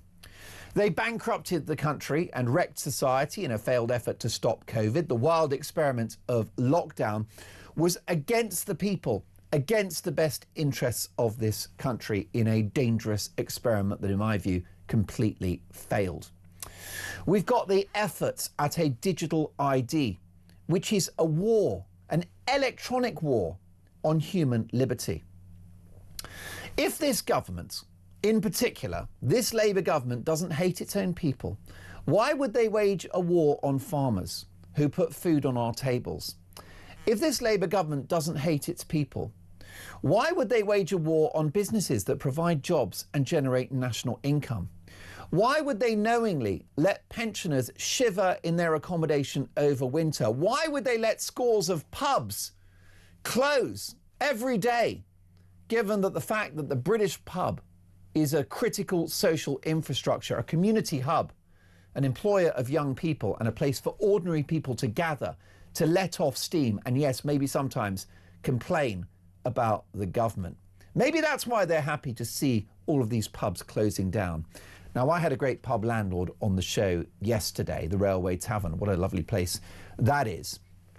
He speculated that the governing elite don't like pubs because they don't fit the globalist vision of a multicultural society. He implied that multiculturalism has been deployed as a Trojan horse for some kind of hideous, Orwellian, dystopian monoculture in which everything charming and British and traditional has been eradicated as we sip on an alcohol-free beer and sink our teeth into a Linda McCartney vegan sausage. That's their vision for Britain, folks. If it isn't, why are they letting the pubs close down?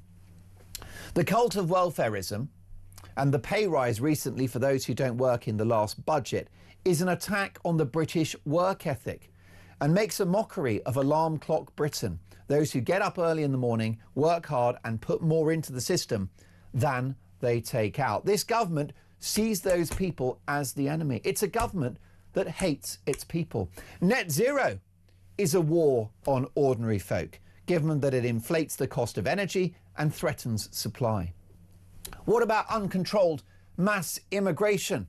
That is quite literally the theft of a nation from its own people. Uncontrolled mass immigration is a war on identity, a war on tradition, a war on the British way of life. Those who govern us are not serious about tackling illegal immigration either, which isn't just an economic and societal catastrophe, it's a national security one. As it's been revealed in the last 24 hours, the authorities are now concerned that ISIS fighters, bona fide terrorists, will be using dinghies in the months ahead to cross the channel. Do they care? No, because they care not a jot about the British people. And these people crossing the channel, by the way, some of them are trying to make a better life. Good luck to them. You and I, of course, would do the same, but they shouldn't be allowed to. And in their number, you have rapists, you have crooks, you have murderers who are threatening the safety of the British people. And yet the authorities will tell us they're all doctors and engineers.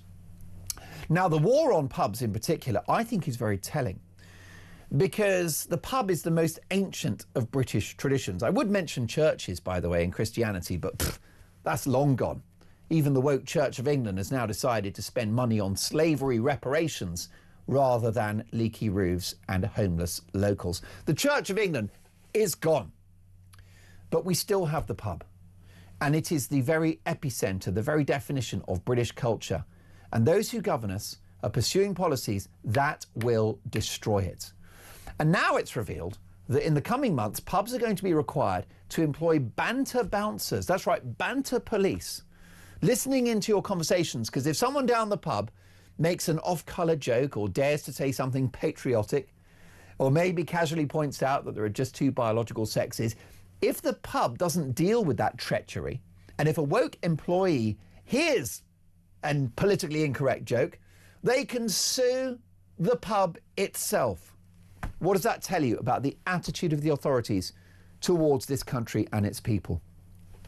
A war on farmers, a war on churchgoers, a war on pensioners, a war on drivers, a war on drinkers, a war on the self-motivated and hard-working, a war on people born not in this country but overseas. Now, Mrs. Thatcher loved this country and through her policies loved the people because she empowered them. Meanwhile, this lot want to put us through the meat grinder and take everything that we have, everything that we hold dear. Those who govern us hate us, and those who govern us hate this country. So much so that they will give away sovereign territory like the Chagos Islands and get us to pay for the privilege. So much so that they will allow those who fought for this country in Northern Ireland during the Troubles to be sued for doing their job and keeping us safe.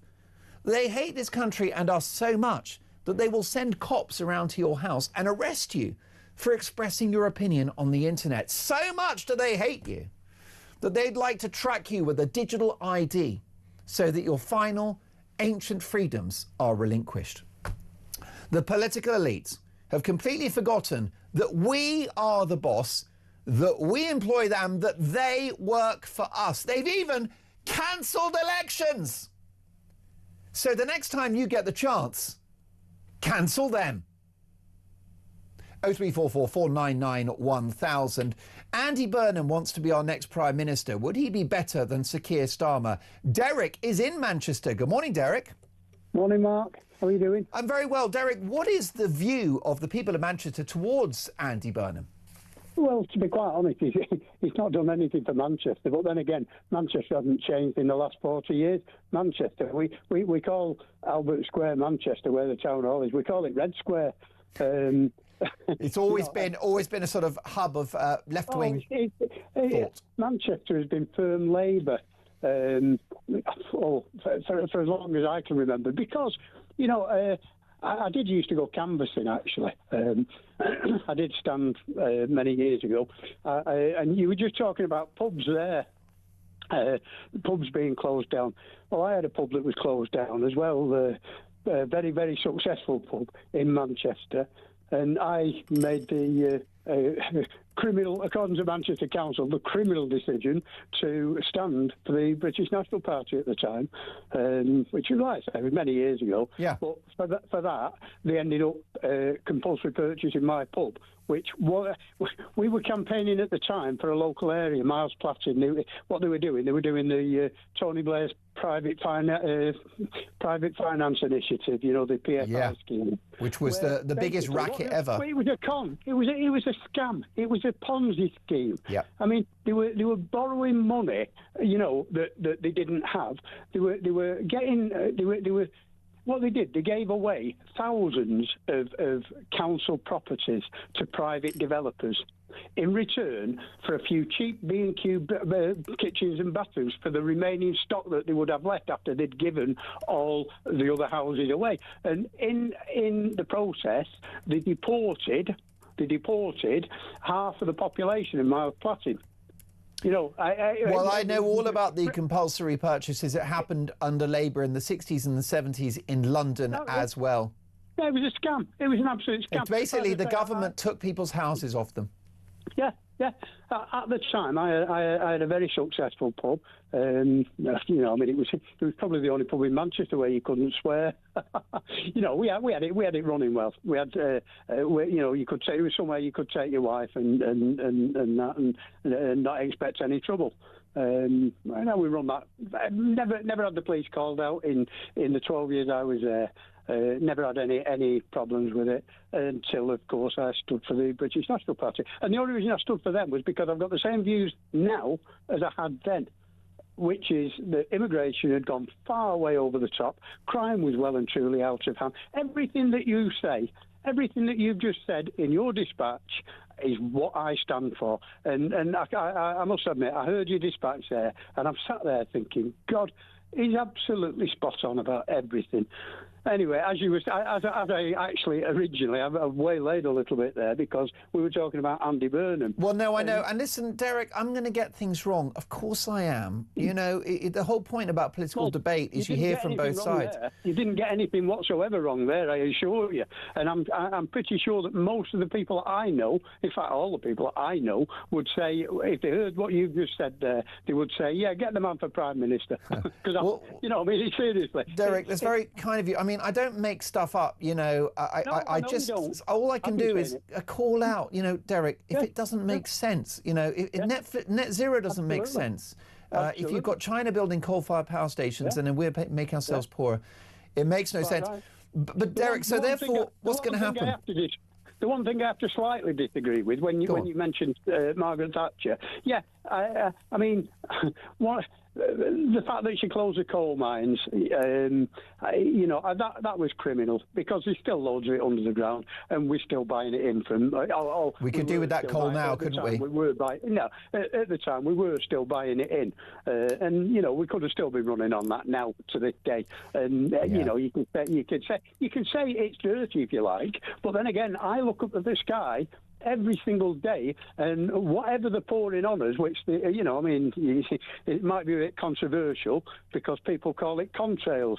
But if you look at this sky, I've never seen a sky like this for as long as we've seen it. And then they turn around and say, oh yeah, well that's global warming. Well, of course it is. If you're putting a blanket over the sky, you're going to heat the planet up, which all sort of justifies their scam, which is going to make a lot of money out of a lot of people. Well, listen, I've got to say, always follow the money. Derek, what a brilliant call. Do call again, a very interesting conversation.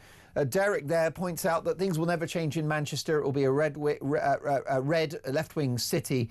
But here's a question for you at 19 minutes past 9. Would Burnham be better than Starmer in number 10? Next up, one of the country's most respected political journalists. This is Talk Breakfast.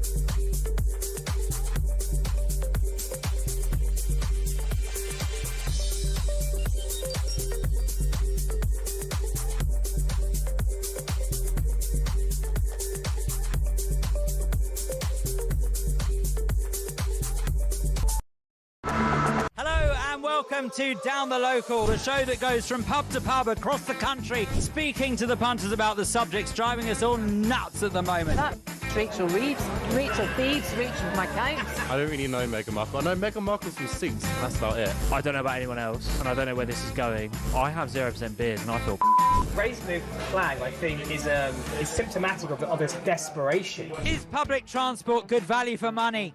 No, it isn't. You really don't like speaking to people.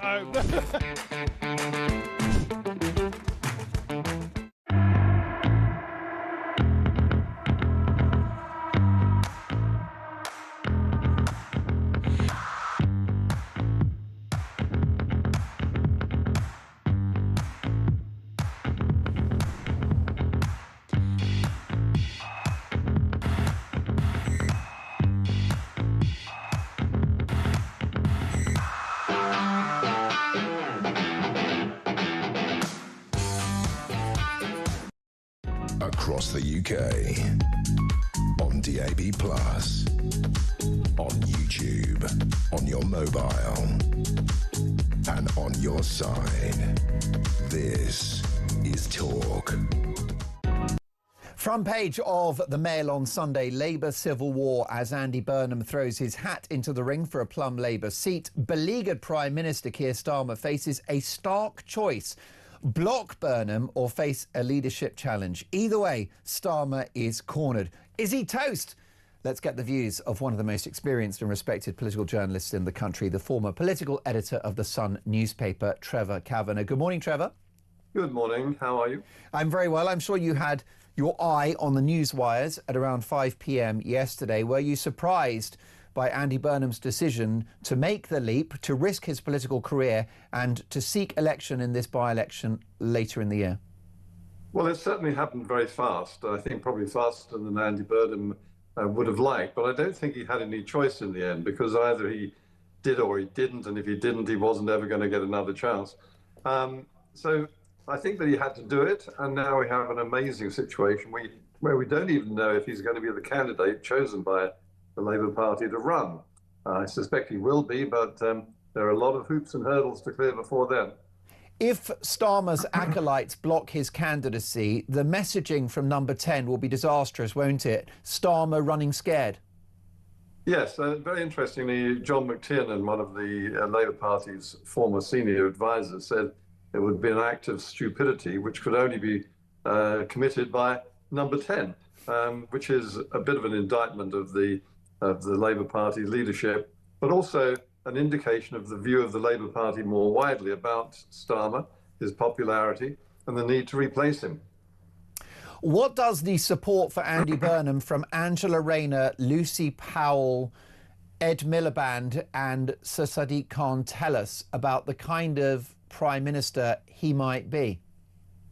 Well, they're rather worrying indications, if anything, to be honest. I think that all of them are people who are not the sort of politicians that mainstream voters any longer want in power. And if Andy Burnham is their champion, then we are seeing a potential lurch further to the left of this Labour government, which has been fighting off bids by the very same people to make them swap policies which might have looked sensible and adopt policies which are really rather left-wing and I think very dangerous for the country. Some people would argue, Trevor, that Andy Burnham's been a success in Greater Manchester. He could replicate that on the national stage. Well, there is some truth in that, but it's a different kettle of fish running a country to running a city and also having the budget in the city to do what he pleases with when in national government there's no money left at all, having spent it all, and Angela Rayner having, Rachel Reeves having spent it all. So, I mean, look, the levers of power in national government are much more difficult to control than they are at local level. So Andy Burnham faces a big task. But the thing that he would have straight away is the popularity of the Labour Party itself within Westminster and abroad. So at least he would have that as an asset, which is completely denied to the present incumbent, Keir Starmer. And that popularity could get him a long way before he's found out. I mean, after all, if he did run for the leadership, he would probably win it. And if he did win it, he would have a period of honeymoon time in which to do things which might or might not be good for the country, or at least good for the Labour Party. In order to be elected by those Labour backbenchers and by the party faithful, he will need a left-wing platform. We're talking about wealth taxes, doubling down on net zero, doubling down on woke ideology, Britain's disastrous open border experiment. So perhaps those fed up with Starmer should be careful what they wish for. Well, indeed, anything with the name Ed Miliband attached to it, or Angela Rayner, is something that immediately sparks warning lights. But I mean, first of all, he's got to get in, and if there is a by-election and he's the candidate, he has to get both past the Reform Party. Nigel Farage is throwing everything he's got at this already. I mean, they're already campaigning on the streets. But also the Green Party, which according to the polls has a not slight chance, I mean quite a large chance, of actually seizing it for themselves. Indeed, it's the mother of all gambles from Andy Burnham, but that's because, as you've said, he's identified his last chance to get that top job, having failed twice previously. Yes, I mean, look, I'm sure Andy Burnham's a very nice chap. He's certainly liked by an awful lot of people in the party, particularly those you've named, the ones on the very hard left of the party, which is a little bit alarming in itself. I don't think there's an appetite for that sort of thing at large in the country generally. But within the Labour Party, since he's moved to the left, that's his trump card.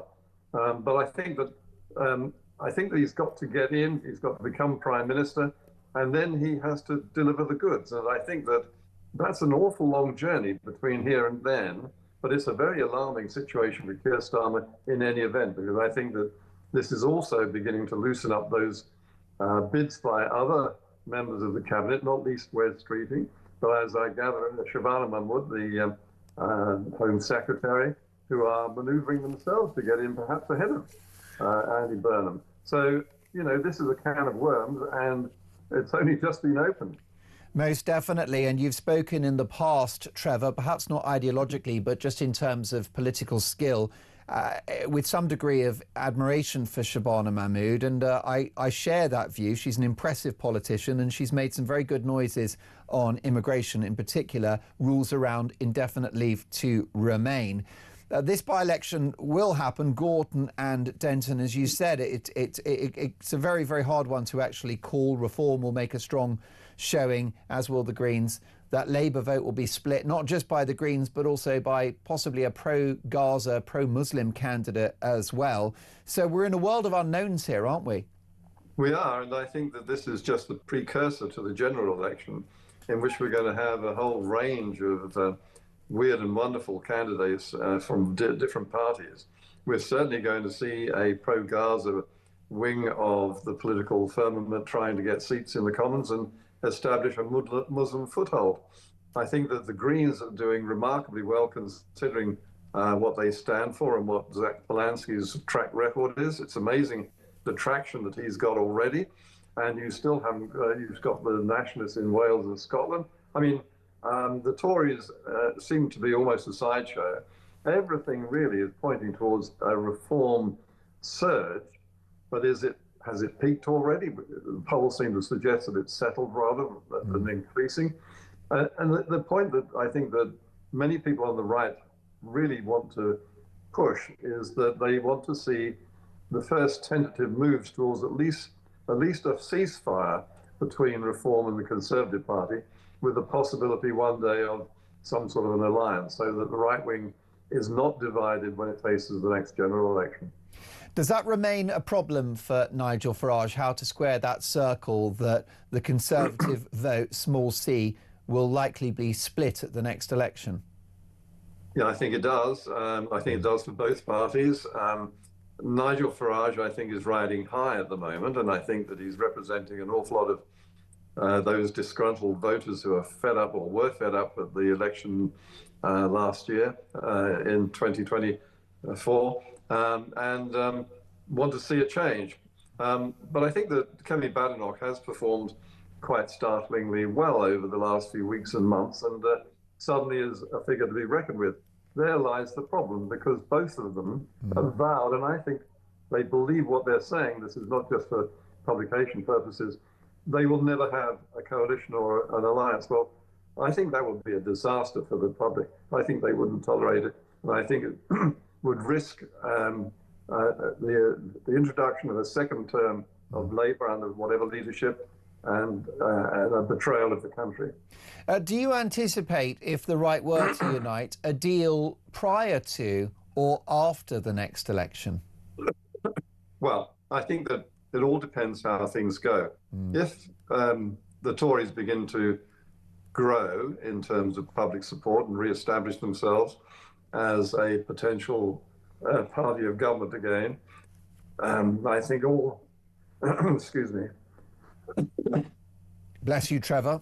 It's going around. Go on. I think that the whole right-wing side of politics needs to reassess itself. And I think that, as I say, I think if they don't come to some sort of a deal which ends up with a right-of-centre government and the end of this appalling Labour regime, I think the voters will never forgive them. Is there a danger that some of my viewers on the listeners on the right will allow the great to be the enemy of the good, and for ideological purity to trump the achievement of power? Well, I think there must be a way and a means of some sort of an alliance, even if it's only support during big votes. It may not have to be a formal alliance or a coalition, but somehow they have to rally around the right-wing flag and look after the interests of the nation first, on the economy, on defence, and on the huge blob which is a threat to everybody. Trevor, always a deep privilege to have you on the show, one of the most experienced and respected political journalists in the country, former political editor of the Sun newspaper, Trevor Kavanagh. Your reaction to what Trevor has had to say, 03444991000. Should the right in this country unite? Trevor's a little worried that the Tories and Reform UK could cancel each other out at the next election. And what about Starmer versus Burnham? Who would make the better Prime Minister? Your calls next.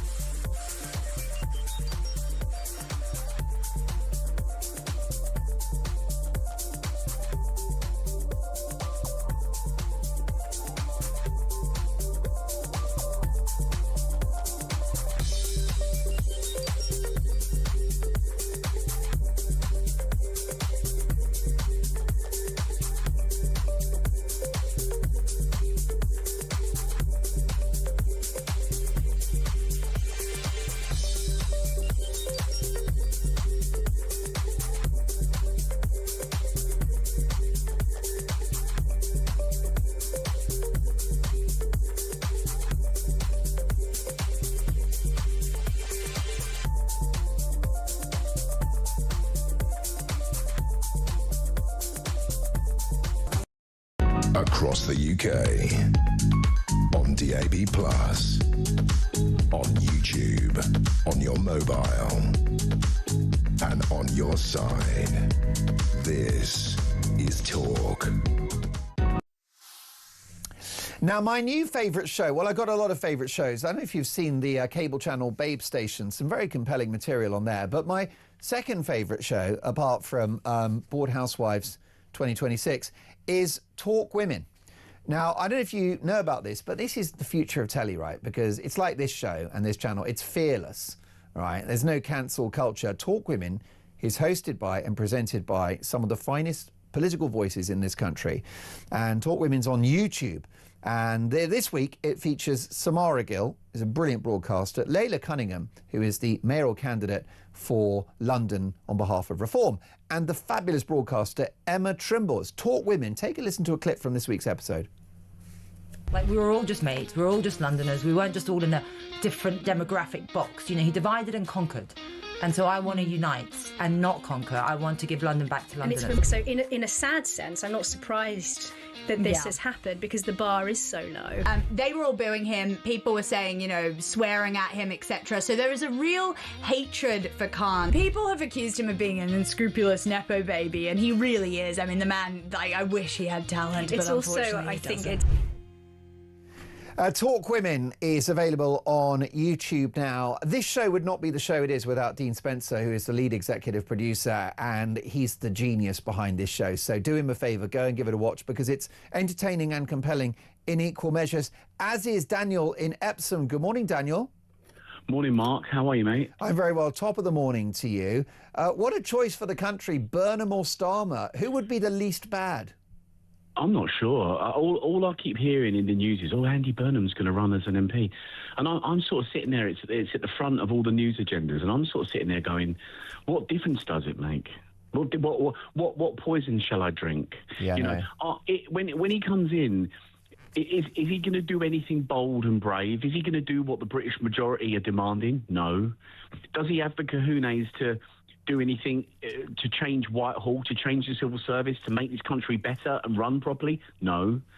The Conlab Uniparty, they don't seem to realise that they don't get it yet, but that it's already over, that they've lost, it's finished. The British majority, it's going to start in May. As soon as we get to May, the revolution that we're all witnessing before our eyes is going to be televised, okay?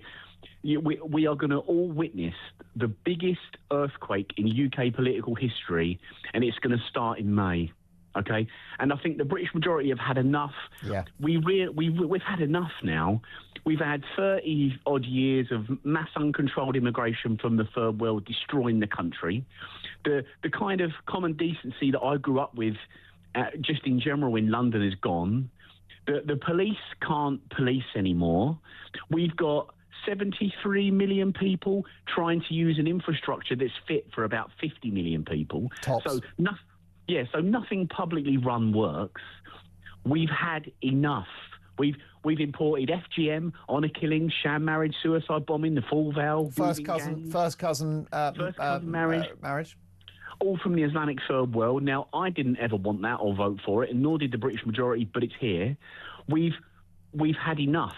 And I think they can't get it. The kind of the Westminster bubble and Whitehall and the upper middle class avocado on toast types, they don't get it. We don't want this. We've never wanted it. And something big is going to happen. And it's going to start in May, Mark, and I'm getting the popcorn out. Well, yes, and Daniel, you've got this sort of metaphor of an earthquake. Well, I think we had a tremor in 2016, which was Brexit. And then we had something in 2020, sorry, my brain's gone. Basically, we had Brexit, we've had Trump, and now it's coming to our shores that change is coming, local elections and then the general election. It's going to be seismic. It's going to be seismic because I think they might win the Welsh election. I think Reform will probably come second in Scotland, which is basically unheard of. Correct. And they've got PR up there, so lots more seats. And it's just a signifier. It's just something that's emblematic and illustrative of what's going to happen, but particularly in England, because there's only a certain amount of time that you can ignore the wills and wishes of the British majority. And after Brexit, they didn't want to give us our Brexit. They didn't want to do the things that we asked for. And 10 years later, we're still here, and the establishment are still deaf to the wills and wishes of the British majority. But there's a spectre coming down the road, and it's there, and it's going to happen. What would you say, Daniel, to those that argue reform is an extension of the establishment and that they will let us down too?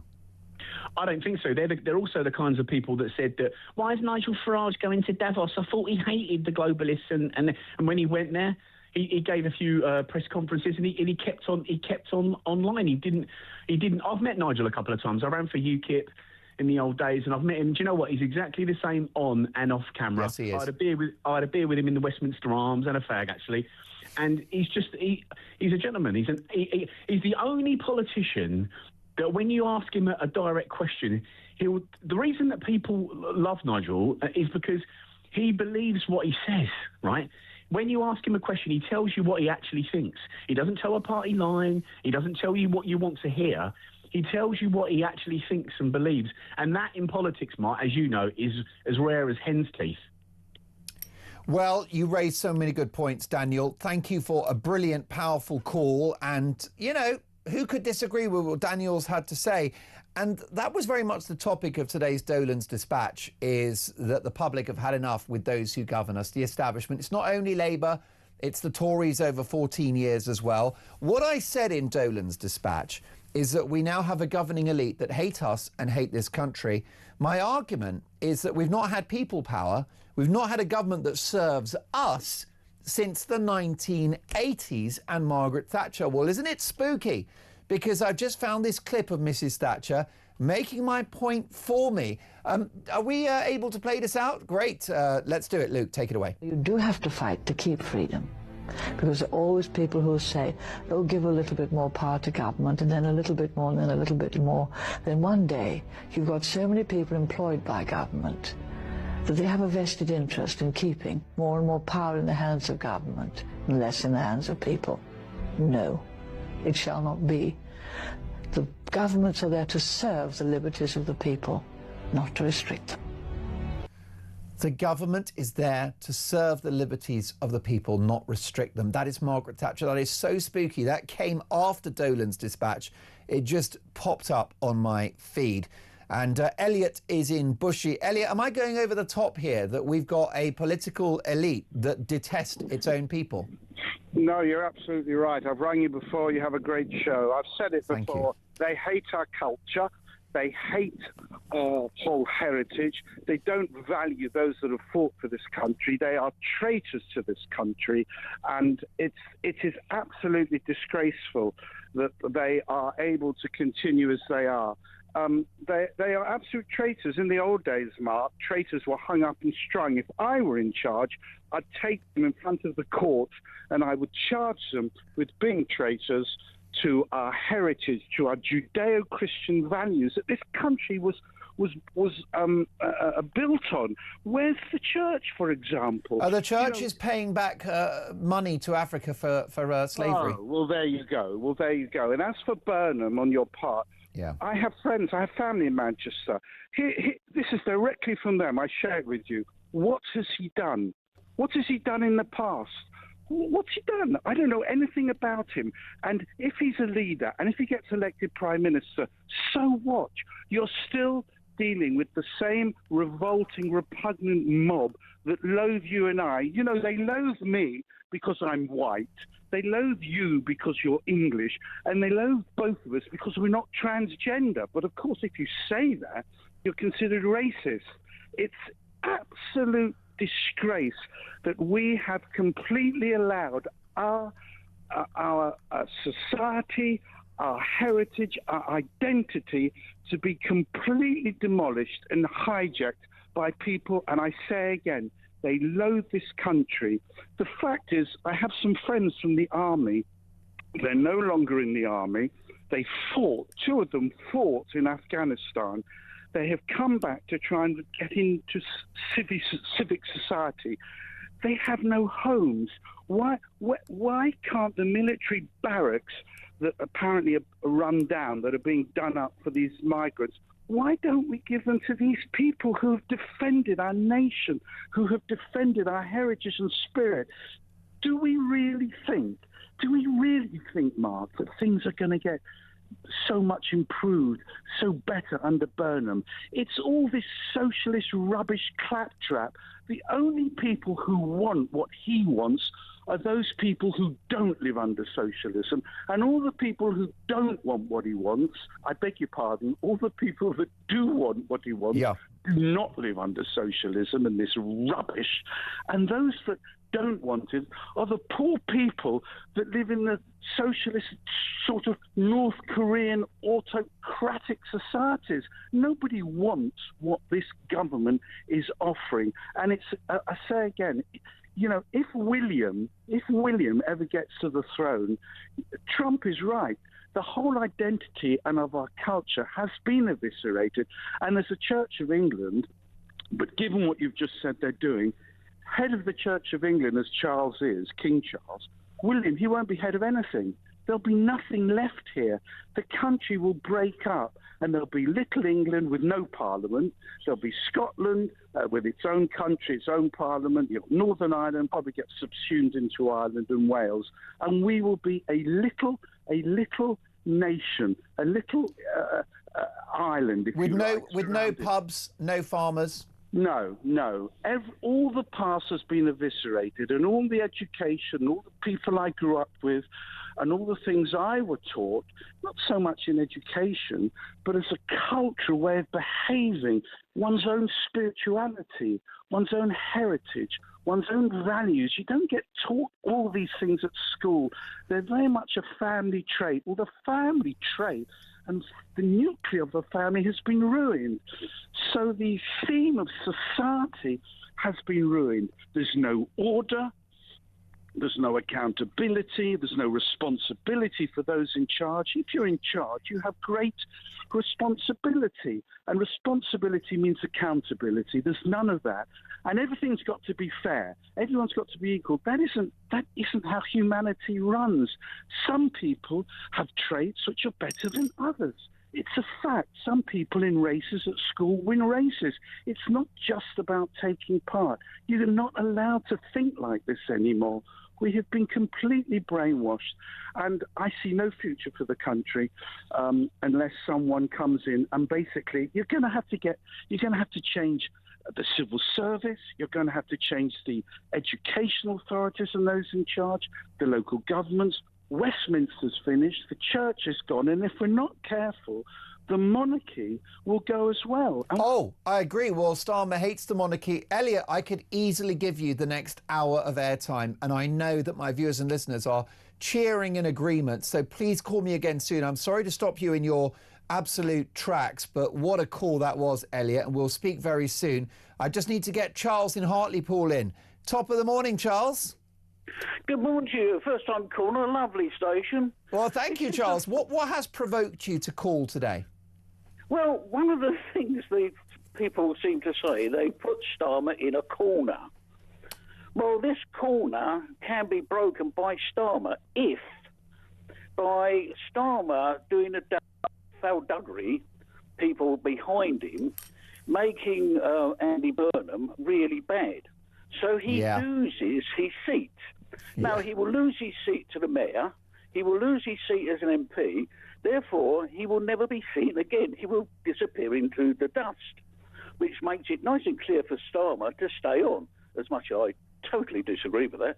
But then he will have a clear run until the next election. I think you're right. In a way, it's Labour's only chance to get rid of Starmer, to get Burnham, because he's a figure around which much of the party can unite if he gets into the Commons. But your argument, Charles, is dirty tricks may prevail, and essentially the gloves are off now. A briefing war against Burnham is what you predict. Oh, absolutely. There's going to be no nicety about it.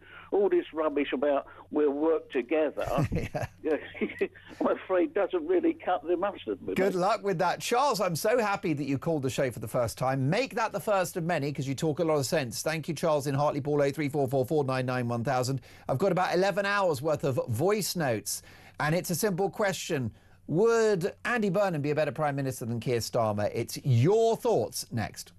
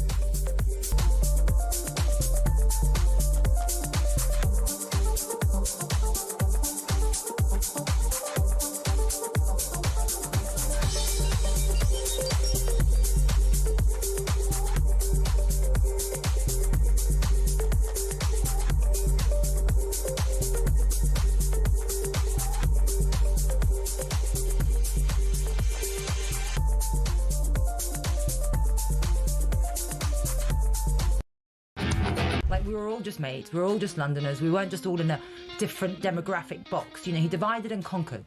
And so I want to unite and not conquer. I want to give London back to Londoners. And so in a sad sense, I'm not surprised that this has happened, because the bar is so low. They were all booing him. People were saying, you know, swearing at him, etc. So there is a real hatred for Khan. People have accused him of being an unscrupulous Nepo baby, and he really is. I mean, the man, I wish he had talent, It's but also, unfortunately I he think, doesn't.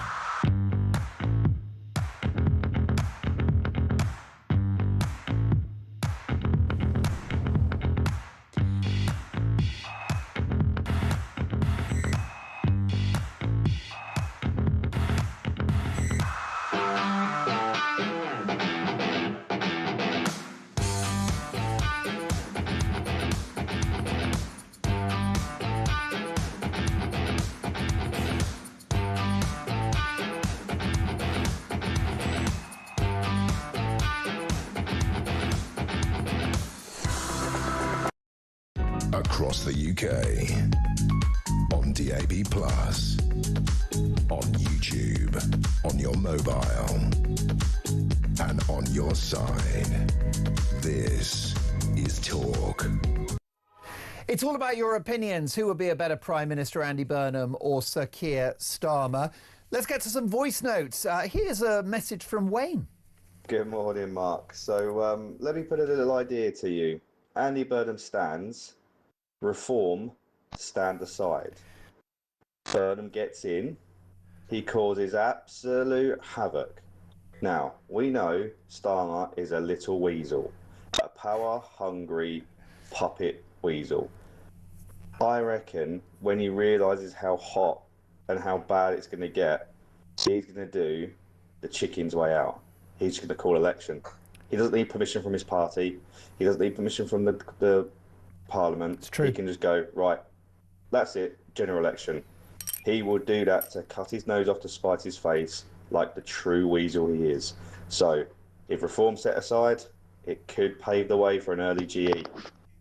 Wayne, what an astute message. I love how you've choreographed that. So if reform stand aside, it guarantees that the sleeper cell, that the sort of secret agent Andy Burnham comes into the House of Commons, causes havoc, threatens the position of the Prime Minister, who dissolves Parliament, goes to the King and starts a general election. Wayne, how fascinating. Starmer there committing suicide for the fear of death.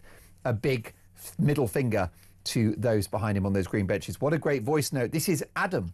Hi Mark, great show. I've got a theory. I believe come May, obviously the elections in Scotland and Wales will just be horrendous for Keir Starmer.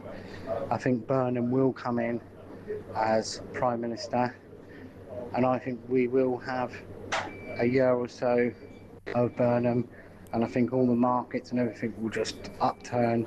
And Nigel Farage said something about late 2027 about a general election, and I think late 27, 28, I think we could see a general election, and then we can start getting our country back. Anyway, mate, great show. Cheers, Mark. Adam, I love that voice note as well. Very interesting. He thinks Burnham's on his way. The markets will go absolutely south, and then things will fall apart. Ben, what about you? What do you think? Morning, Mark. Ben from Birmingham. It doesn't matter which Labour MP is in control of the party. They're all treacherous, Marxist, socialist pond scum. It's just a different tick off the back of a mangy camel. Makes no odds. They're all disastrous. Get them out. Great show.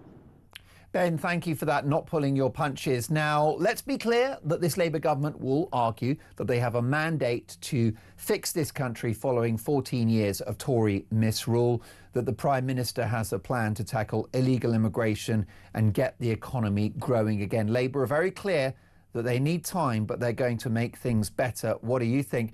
Here's a voice note from Matt. Matt in Hove here.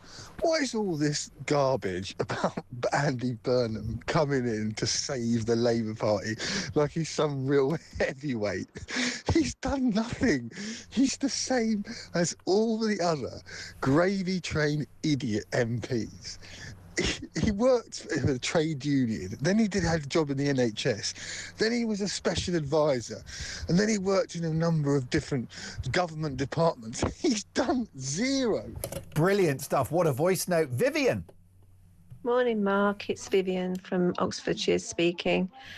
Regarding Andy Burnham and should he become the PM?